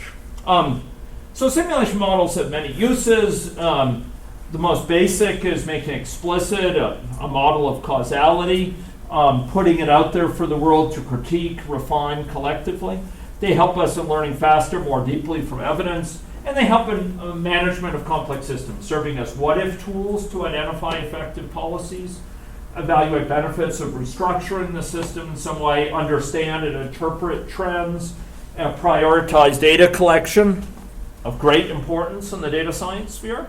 We use dynamic models to ask which data would be most useful to collect, which data is actually needed to collect, how quickly, how much velocity do we need to really enhance reliably our understanding of the system, and at what point is it icing on the cake, or at what point is it overkill and expensive overkill at that. And to understand classes of context in which certain strategies can be generalized or best applied. Now, there's several types of system science models we're going to be seeing, and I just want to give a nod to several of them. Agent-based modeling system dynamics are the main ones we'll see in this bootcamp, and I'm going to spend a little bit more time with system dynamics models because they lend themselves particularly well to examination for confluence of data science and system science. Cognate areas here include compartmental modeling and mathematical modeling, as is termed. And this is a tradition that goes back to the 1600s at some level for physical systems and to the early 1900s with the work of Ross, particularly for malaria, in 1920s with Kermick and McKendrick. And is very useful for understanding many phenomena historically, such as dynamic complexity with childhood infectious disease, and many other phenomena. System dynamics as a technique goes back to the mid-1900s, including in its application in business and societal areas. And there's a wide variety of techniques which are used in system science techniques. The one we're going to be talking about the most is stock and flow models, or mathematical models, which have ordinary differential equation underpinnings. Yeah, I'm not going to go into this in detail, but what I do want to talk about is the relationship between stocks and flows, because this will be key for understanding certain models that I'll be showing you, and that others will appear in case studies. And so the idea here is we build system dynamics models out of a set of building blocks. And at the most elemental level, the most basic level, the building blocks come in the form of stocks and flows. Above that level, we have what we call molecules, or these broader pieces. They're kind of like patterns in the software engineering area. Things like first order delays or nth order delays, or the types of systems we have with co-flows, etc. And the idea here is that stocks, the current state of the system is represented stocks, and that determines the rate of change of the system as captured by the flows. And the speed of those flows changing, how quickly, say, a flow is flowing into a stock, will in turn determine how the stock changes over time. So the current state of the system dictates the rate of change, and the rate of change dictates how that system evolves. So, for example, we might have susceptibles, exposed, infectives, and over time, individuals develop infection. That depends on the presence of infectives as well as susceptibles. And these stocks, at any one time, we could freeze the system. We can count the number of people in each of these categories, for example. And as the system plays out, the flows will be flowing into those stocks. The value of those flows at any one time is set by the value of the stock, of the stocks in which they depend. And if this flow, for example, has lots of people flowing into exposed and few people are completing latency, exposed will be going up. The inflow is greater than the outflow associated with stock, or the sum of inflows is greater than the sum of the outflows. Stock will have a value that's rising. If the reverse is true, have a value that's falling. If the rate of inflow is equal to the rate of outflow, the stock will be in stasis. Now, these models are built out of these building blocks. Stocks are the state of the system. They represent the current situation in the system. And mathematically, they're termed state variables or compartments. Compartmental modeling, widely used in the health sciences, particularly for mathematical epidemiology. And the compartments there typically represent the count of your people, for example, that have certain characteristics. You notice that we divide up the model. We divide up people according to their characteristics. So we have susceptibles separate from exposed, separate from infectives. And each given stock is assumed to be pretty homogeneous. We don't keep track of each individual in a stock. They're assumed to be well mixed or kind of more or less interchangeable within a stock. So we don't keep track of how long somebody has been infective in this stock here, but rather they're all clumped in infective in the infective group, and each infective will have the same chance per unit time of recovering as any other infective.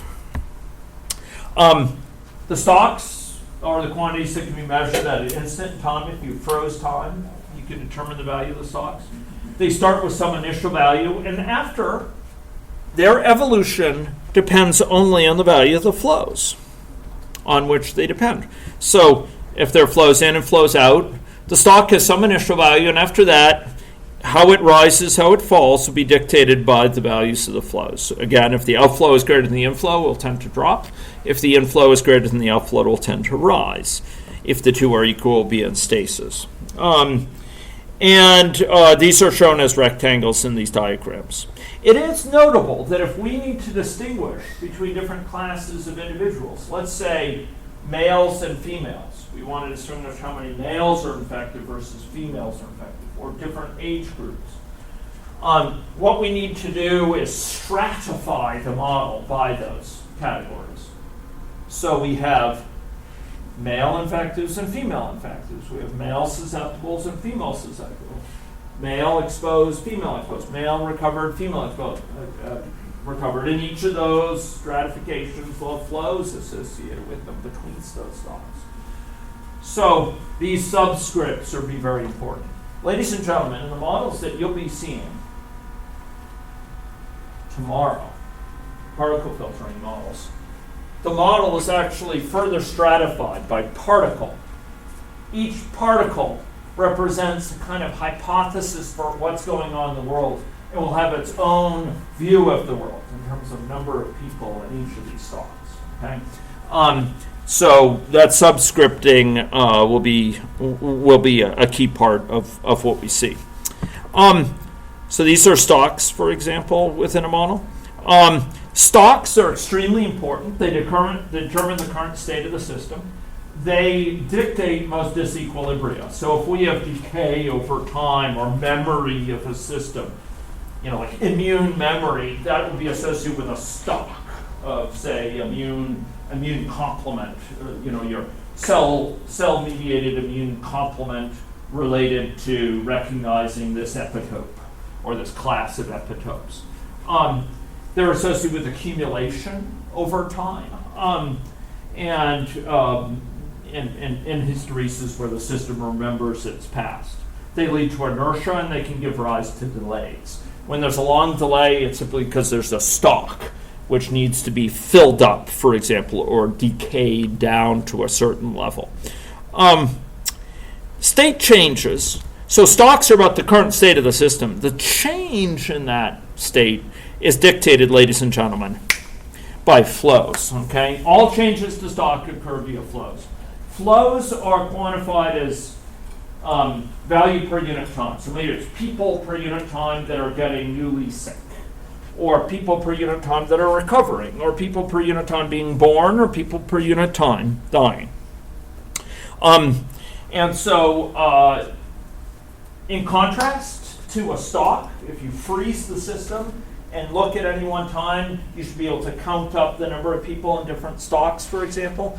By contrast, if you were to freeze time, you couldn't measure a flow. We actually measure flow typically in how many people got sick over the last month, for example. That will tell us the rate at which people are getting sick, right?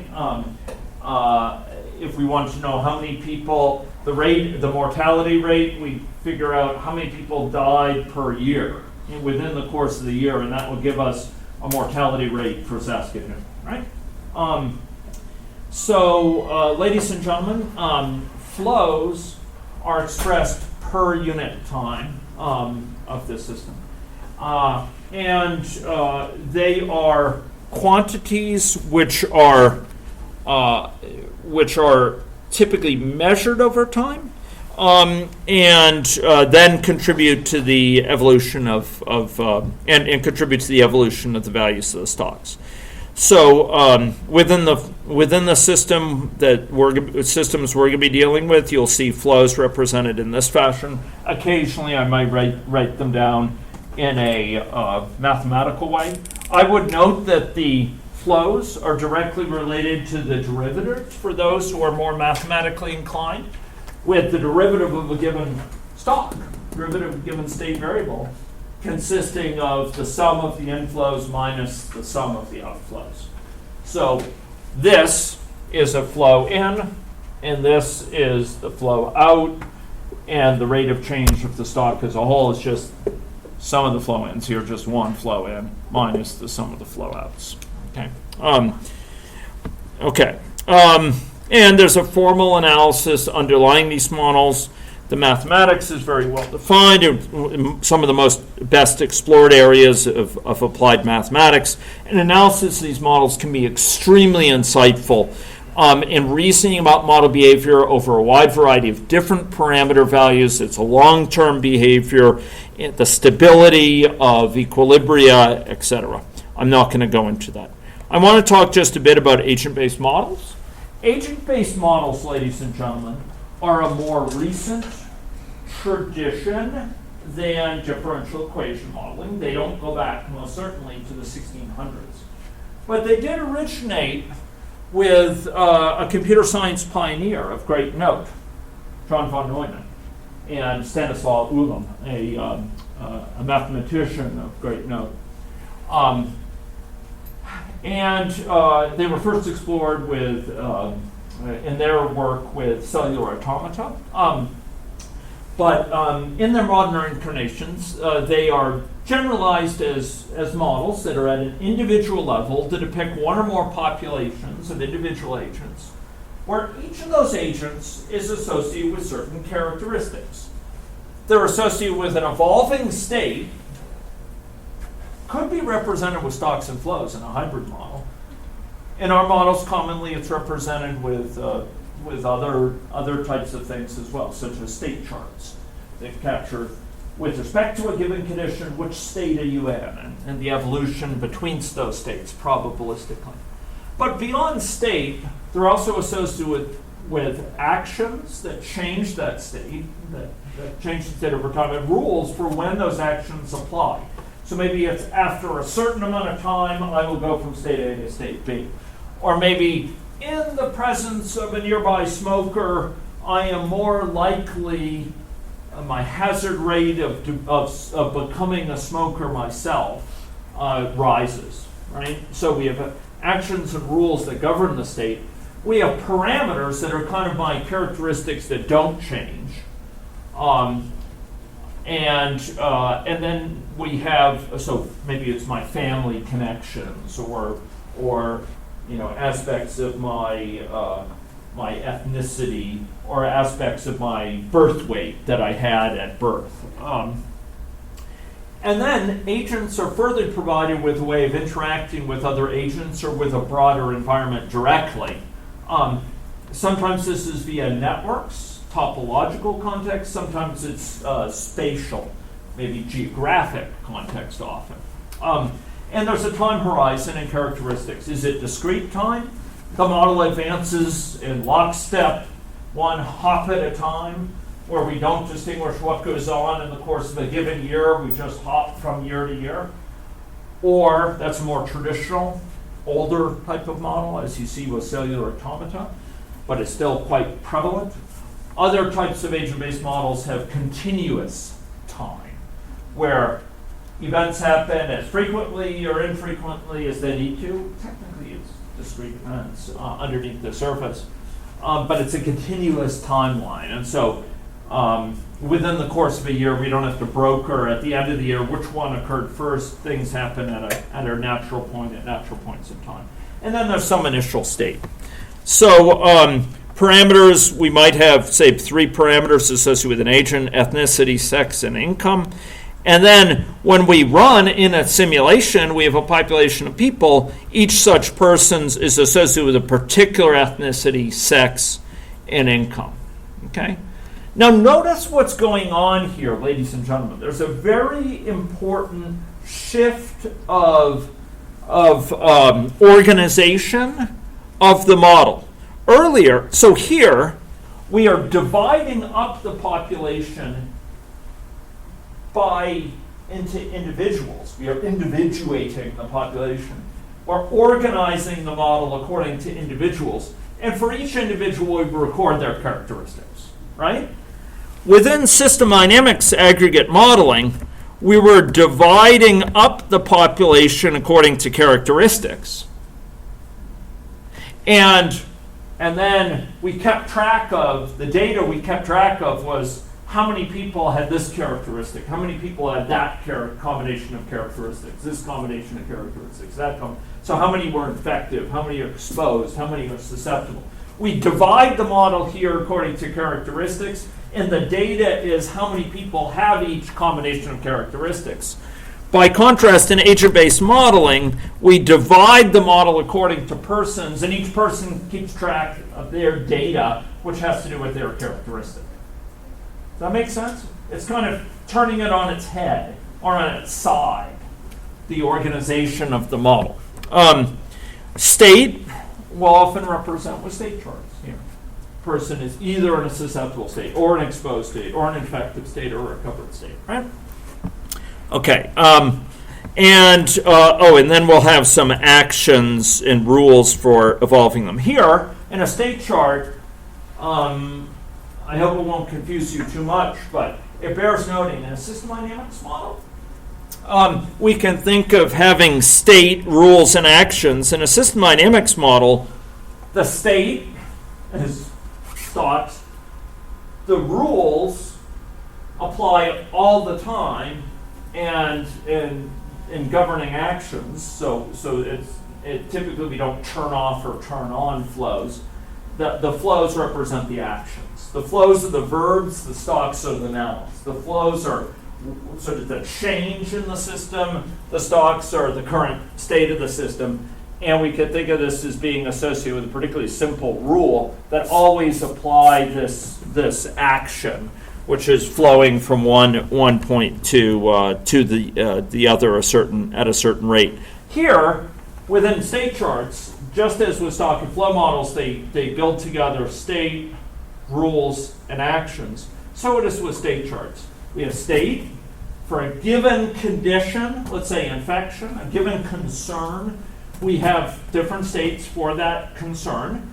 And then there are rules governing under what conditions someone will go from one state to the other. So if someone is in a susceptible state, this suggests that there's some action that can change that state by leading them to get too exposed. And there's some rule that governs under what conditions that action will be undertaken.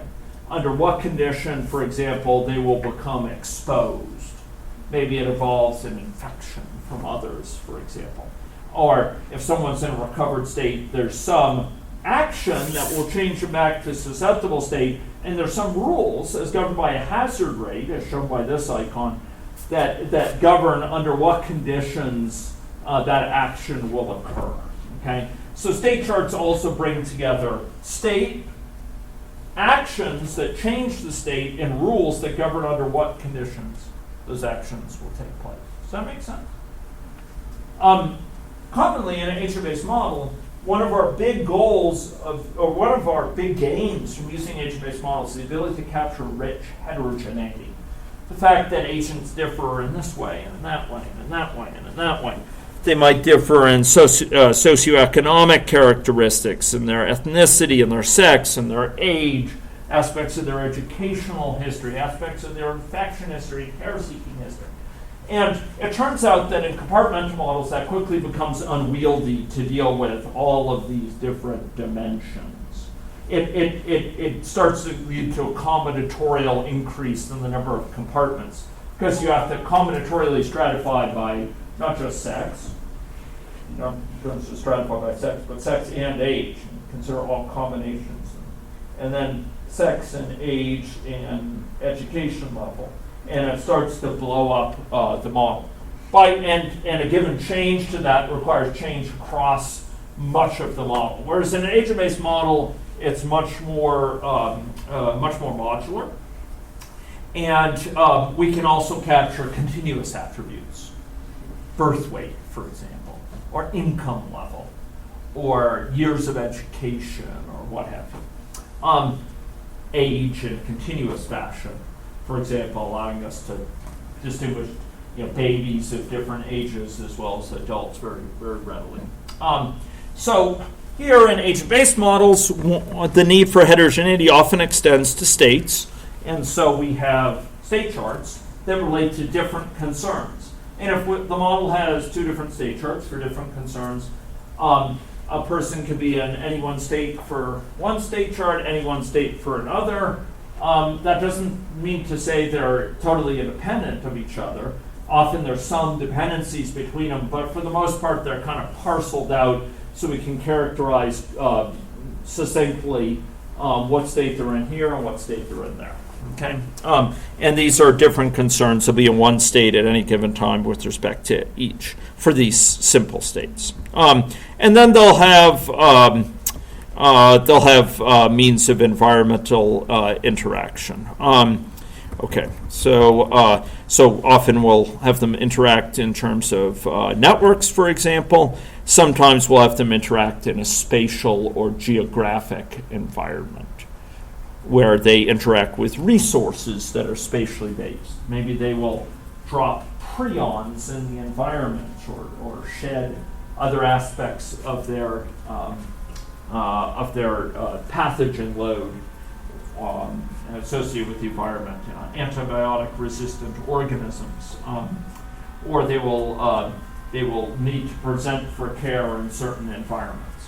And these sorts of models are readily meshed with GIS mechanisms to allow us to capture spatial and geographic dynamics that are notably rich and are hard to capture in anywhere near this level with an aggregate model. So we put things in a geographic basis.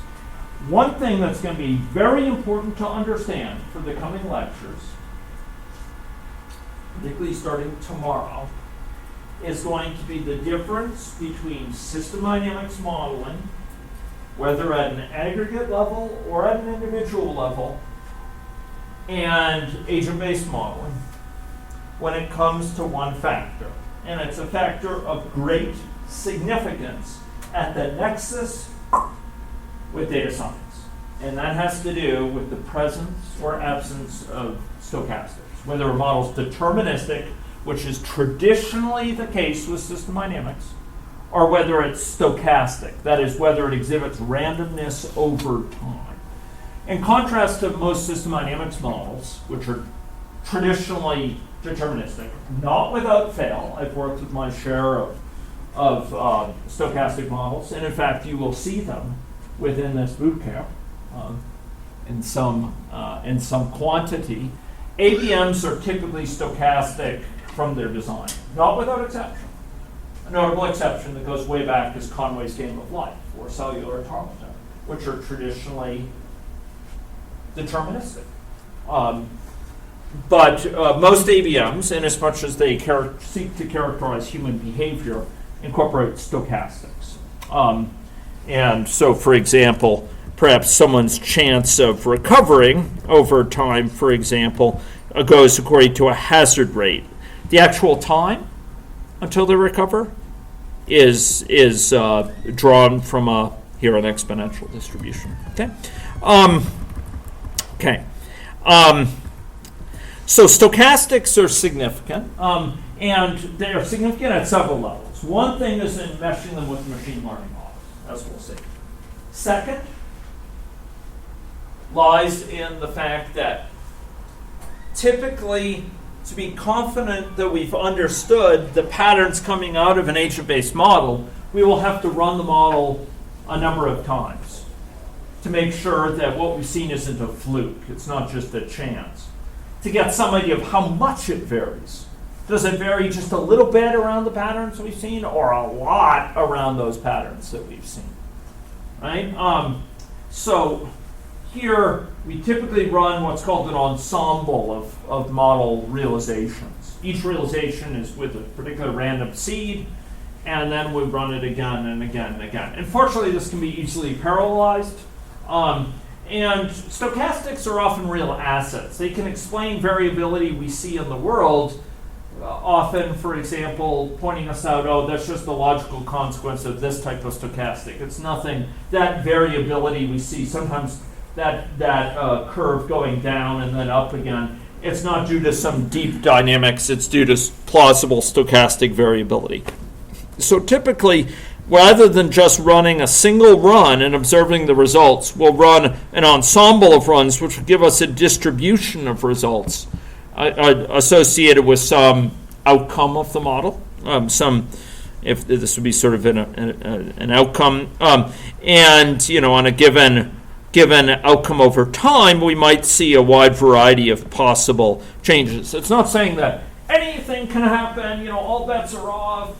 Whatever goes. It's deuce is wild. We can't say anything. No, far from it. Often we run the model many times to understand how much. We know there's variability because it's stochastic. How much does it induce variability in particular outcomes? And how pronounced is it? How soon do we see that variability? How does it compare from one variable and another? And this is an important point. Within a nonlinear model, certain types of variability, certain types of uncertainty make a big difference to certain results, and maybe a small difference to other results. And the nonlinearity can lead to disproportionate impact of uncertainty. That's true as well for parameter values. A given uncertainty of 10% of parameter value can have very different implications for different outcomes or with respect to different parameters. Okay, I won't be talking about it much in this bootcamp, but you should know there's another type of dynamic modeling that's very widely applied in health and healthcare, and that is discrete event modeling. discrete event modeling is used extremely widely within health service delivery, extremely widely in contexts where we have structured workflows that are resource limited, and where we have individuals progressing down those workflows, individuals or other quantities like vials of vaccine or tests or what have you, presenting down those workflows, and we're interested in often outcomes such as throughput, how many people say we could treat per day, such as latency, how long does it take for someone to complete this process, waiting times and length of waiting queues. Yeah, sure. Just one point I didn't catch just now. Yeah. Nonlinear error can lead to what uncertainty? So what I was saying is, in the context of a nonlinear model, Okay. the nonlinearity has many consequences, as I mentioned earlier, about interventions, about reason about system behavior, ability to reason about system behavior by reasoning about different scenarios in isolation and totaling them up. It also has an implication, the outcome, it has an implication for the consequences of uncertainty with respect to model dynamics like stochastics, uncertainty over time, or randomness over time in model stochastics, and even with respect to uncertainty with respect to parameter values. So a given level, say, of uncertainty with respect to the value of a parameter can have wholly disproportionate impact, large in one case, small in another case, for different parameters or for different outcomes dependent on that parameter.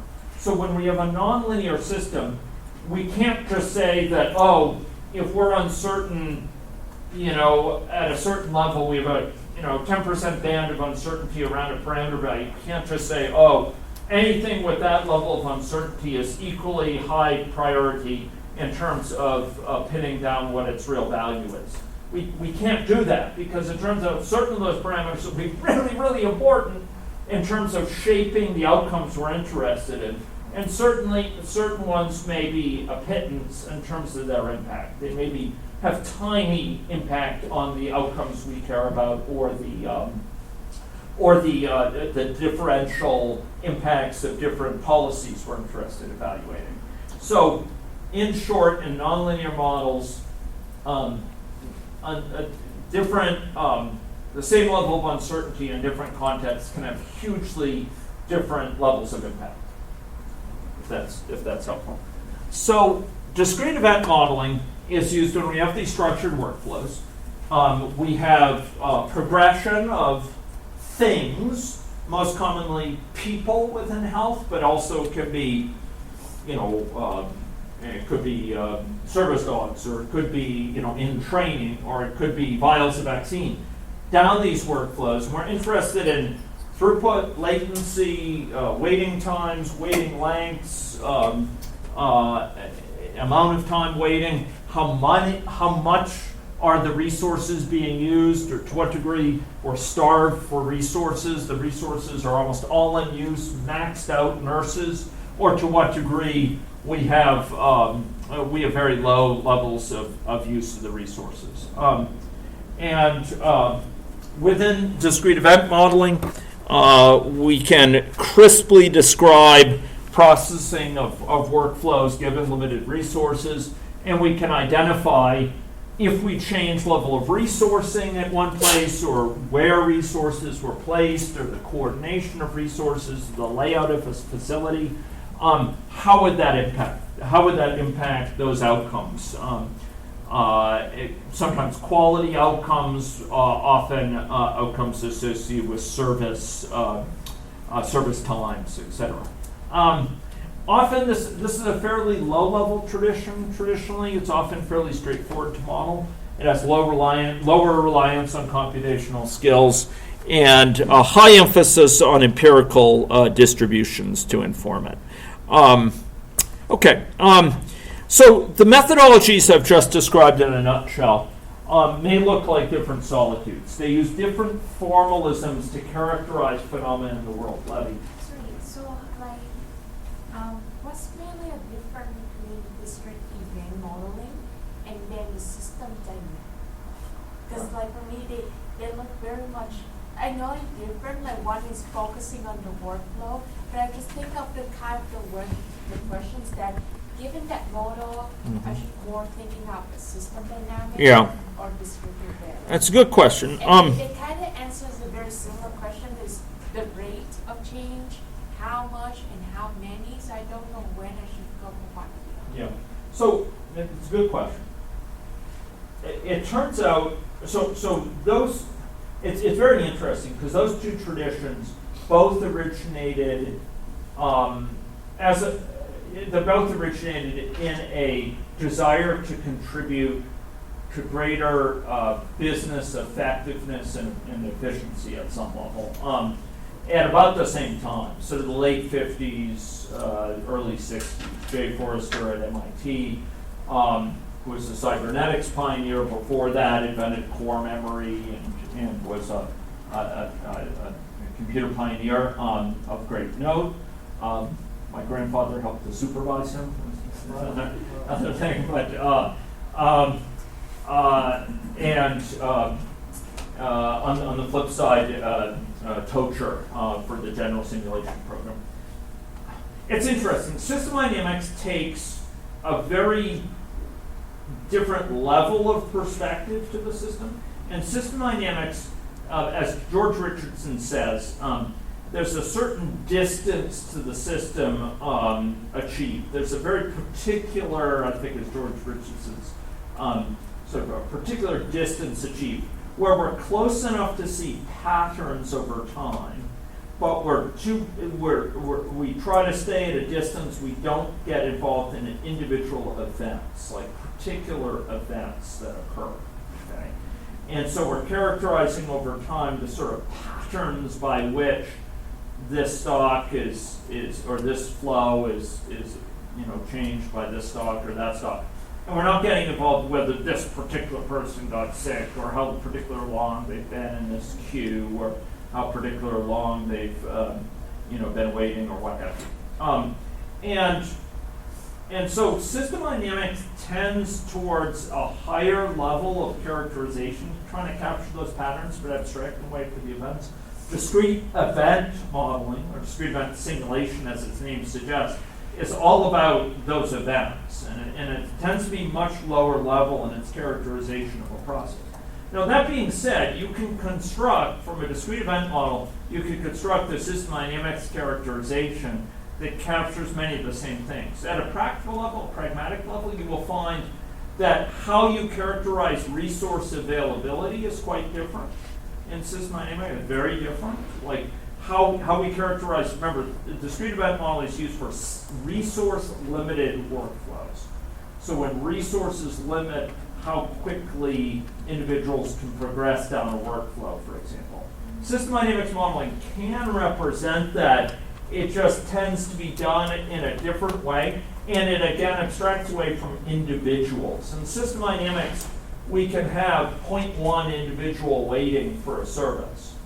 And Cheryl knows, we actually have a paper of some significance on this because it can lead to sometimes misleading implications in epidemiological context because you argue, okay, there's 0.0001 person with drug-resistant gonorrhea in this population, and therefore it's breeding, it's breeding over time, and it goes to 0.001, it goes to 0.01, and it goes to 0.1, it goes to 1, it goes to 10, and so you could never really drive it out using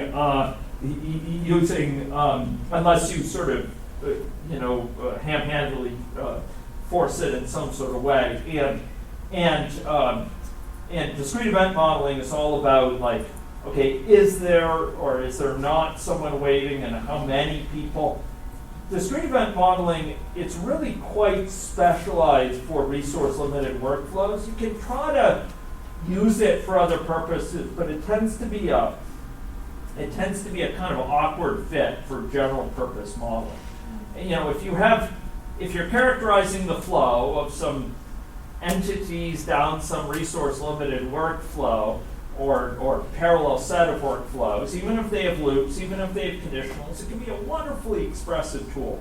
But if you want to characterize, the dynamics of aquatic reservoirs as influencing risk of cholera infection and behavioral dynamics due to different perceptions of the situation on the part of agents, and critically, where discrete event modeling does not try to particularly hold a candle, but system dynamics generally includes quite a bit of representation as not only continuous quantities, but also interactions, okay? In discrete event modeling, one entity flowing down that workflow influences another entity in a very particular way, a very specific way.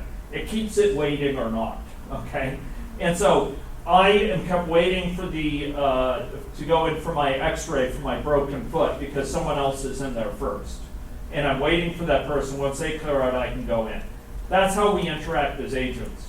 They don't interact by saying, you're going to get terribly sick in this emergency room. That foot ain't broke, just go home and get some rest. Agents aren't interacting, affecting each other's perception. They're not affecting each other's beliefs. They're not spreading infection to each other typically in a discrete event modeling. They're keeping each other waiting for resources.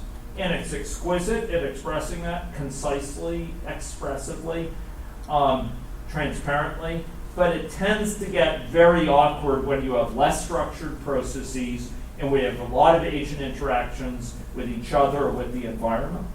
And when you have continuous quantities that, okay, there can be batching and Cheryl loved hamburger, but there can be ways of dealing with for continuous quantities and so on, but in its traditional form, it tends to be individuated agents and resources. Yeah. So then for system dynamic and agent-based model, Yeah. they both governed by states, Yeah. rules, and actions, but we don't apply not for discrete events, right? No, actually, they are governed by states' rules and actions. So like people are in queues. There's a rule affecting whether they can come to the next. There's an action by which they can advance, and a rule that limits their advance based on the availability of a resource downstream. And so there is a state. There are actions that change the state in terms of people moving, and there are rules that govern those actions, typically in terms of resource availability and including and capacity of a resource downstream or that's needed for them to proceed, whether that's available. So actually, this has states, actions, and resources just of a very specific sort. I hope that's helpful. Question? Yes. Should we have a health break soon? I think that's a good idea. Yeah, I wouldn't be objecting to one myself. Okay, I'll just mention a few closing words here. System science methodologies they use different languages for describing the world, but most importantly, they seek to answer different types of questions. And I don't have time to go into this right now, particularly because I stand between you and a health break. But if you're interested in this question, like what questions are they best suited, laid out to advance, I'd be glad to discuss this separately. So I will tell you, I've built dozens of models of all these, hundreds of agent-based and system dynamics. I can tell you with conviction and on the basis of direct experience that if someone tells you that any one system science methodology is the one methodology to rule them all, don't trust that. It's not the case. They have complementary strengths, they have complementary insights, they have complementary goals, and it's not the case that any offers a replacement for the others. But very notably, significant synergies can be secured by using combinations of methodologies. And indeed, my bootcamp next month, in late August, is devoted to agent-based and hybrid modeling, where we talk about hybrid methodologies. And they are awesome. And the capacity to build a hybrid model allows in different areas of the model to use the right tool for the job And as you learn from the model, because models are learning processes, as you learn, you can change which areas of the system to use what approach for, and weave them together in a way that plays to the best strengths of each methodology and exploits each's competitive advantage. Okay, so key take-home messages. Dynamic models express hypotheses about processes underlying behavior in the world. Models help us understand how diverse factors relate to health outcomes combine to yield observed patterns. So how do different positive underlying relationships causally yield observed patterns? And how interventions might affect outcomes. Models are specific to purpose, like maps. They are simplifications of the world whose simplifications are specific to purpose. And multiple modeling types offer complementary advantages for describing processes. And some of the greatest promise comes from hybrid approaches.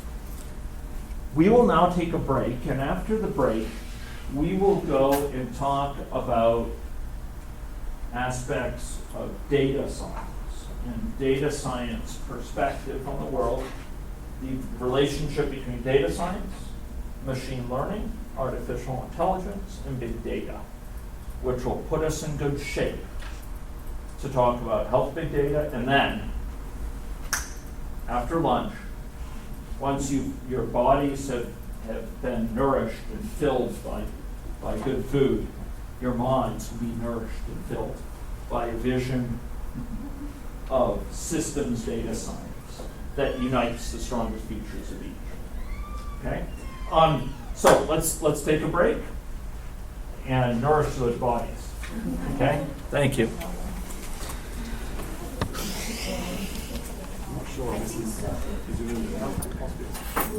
Lunch is at 12. Lunch is at 12. Hi. This Yes. is my PhD student. Hi. Yeah. Great to meet you. What's your name? Hong Li. Hong Li? Yeah. Okay. So did you both fly here from China? Yeah, so I have another student actually is bachelor students. Okay. Yeah, she was rejected. Yeah. The visa. Yeah. I'm so sorry. Did you get a letter from us? Yeah. Yeah. We don't know. Yeah, because that girl was rejected by both by Canada and U.S. Because we went to. Oh, you went through the U.S. No. We they applied for both. Oh, Yeah, okay. Canada and U.S. Yeah, that girl was rejected by both. I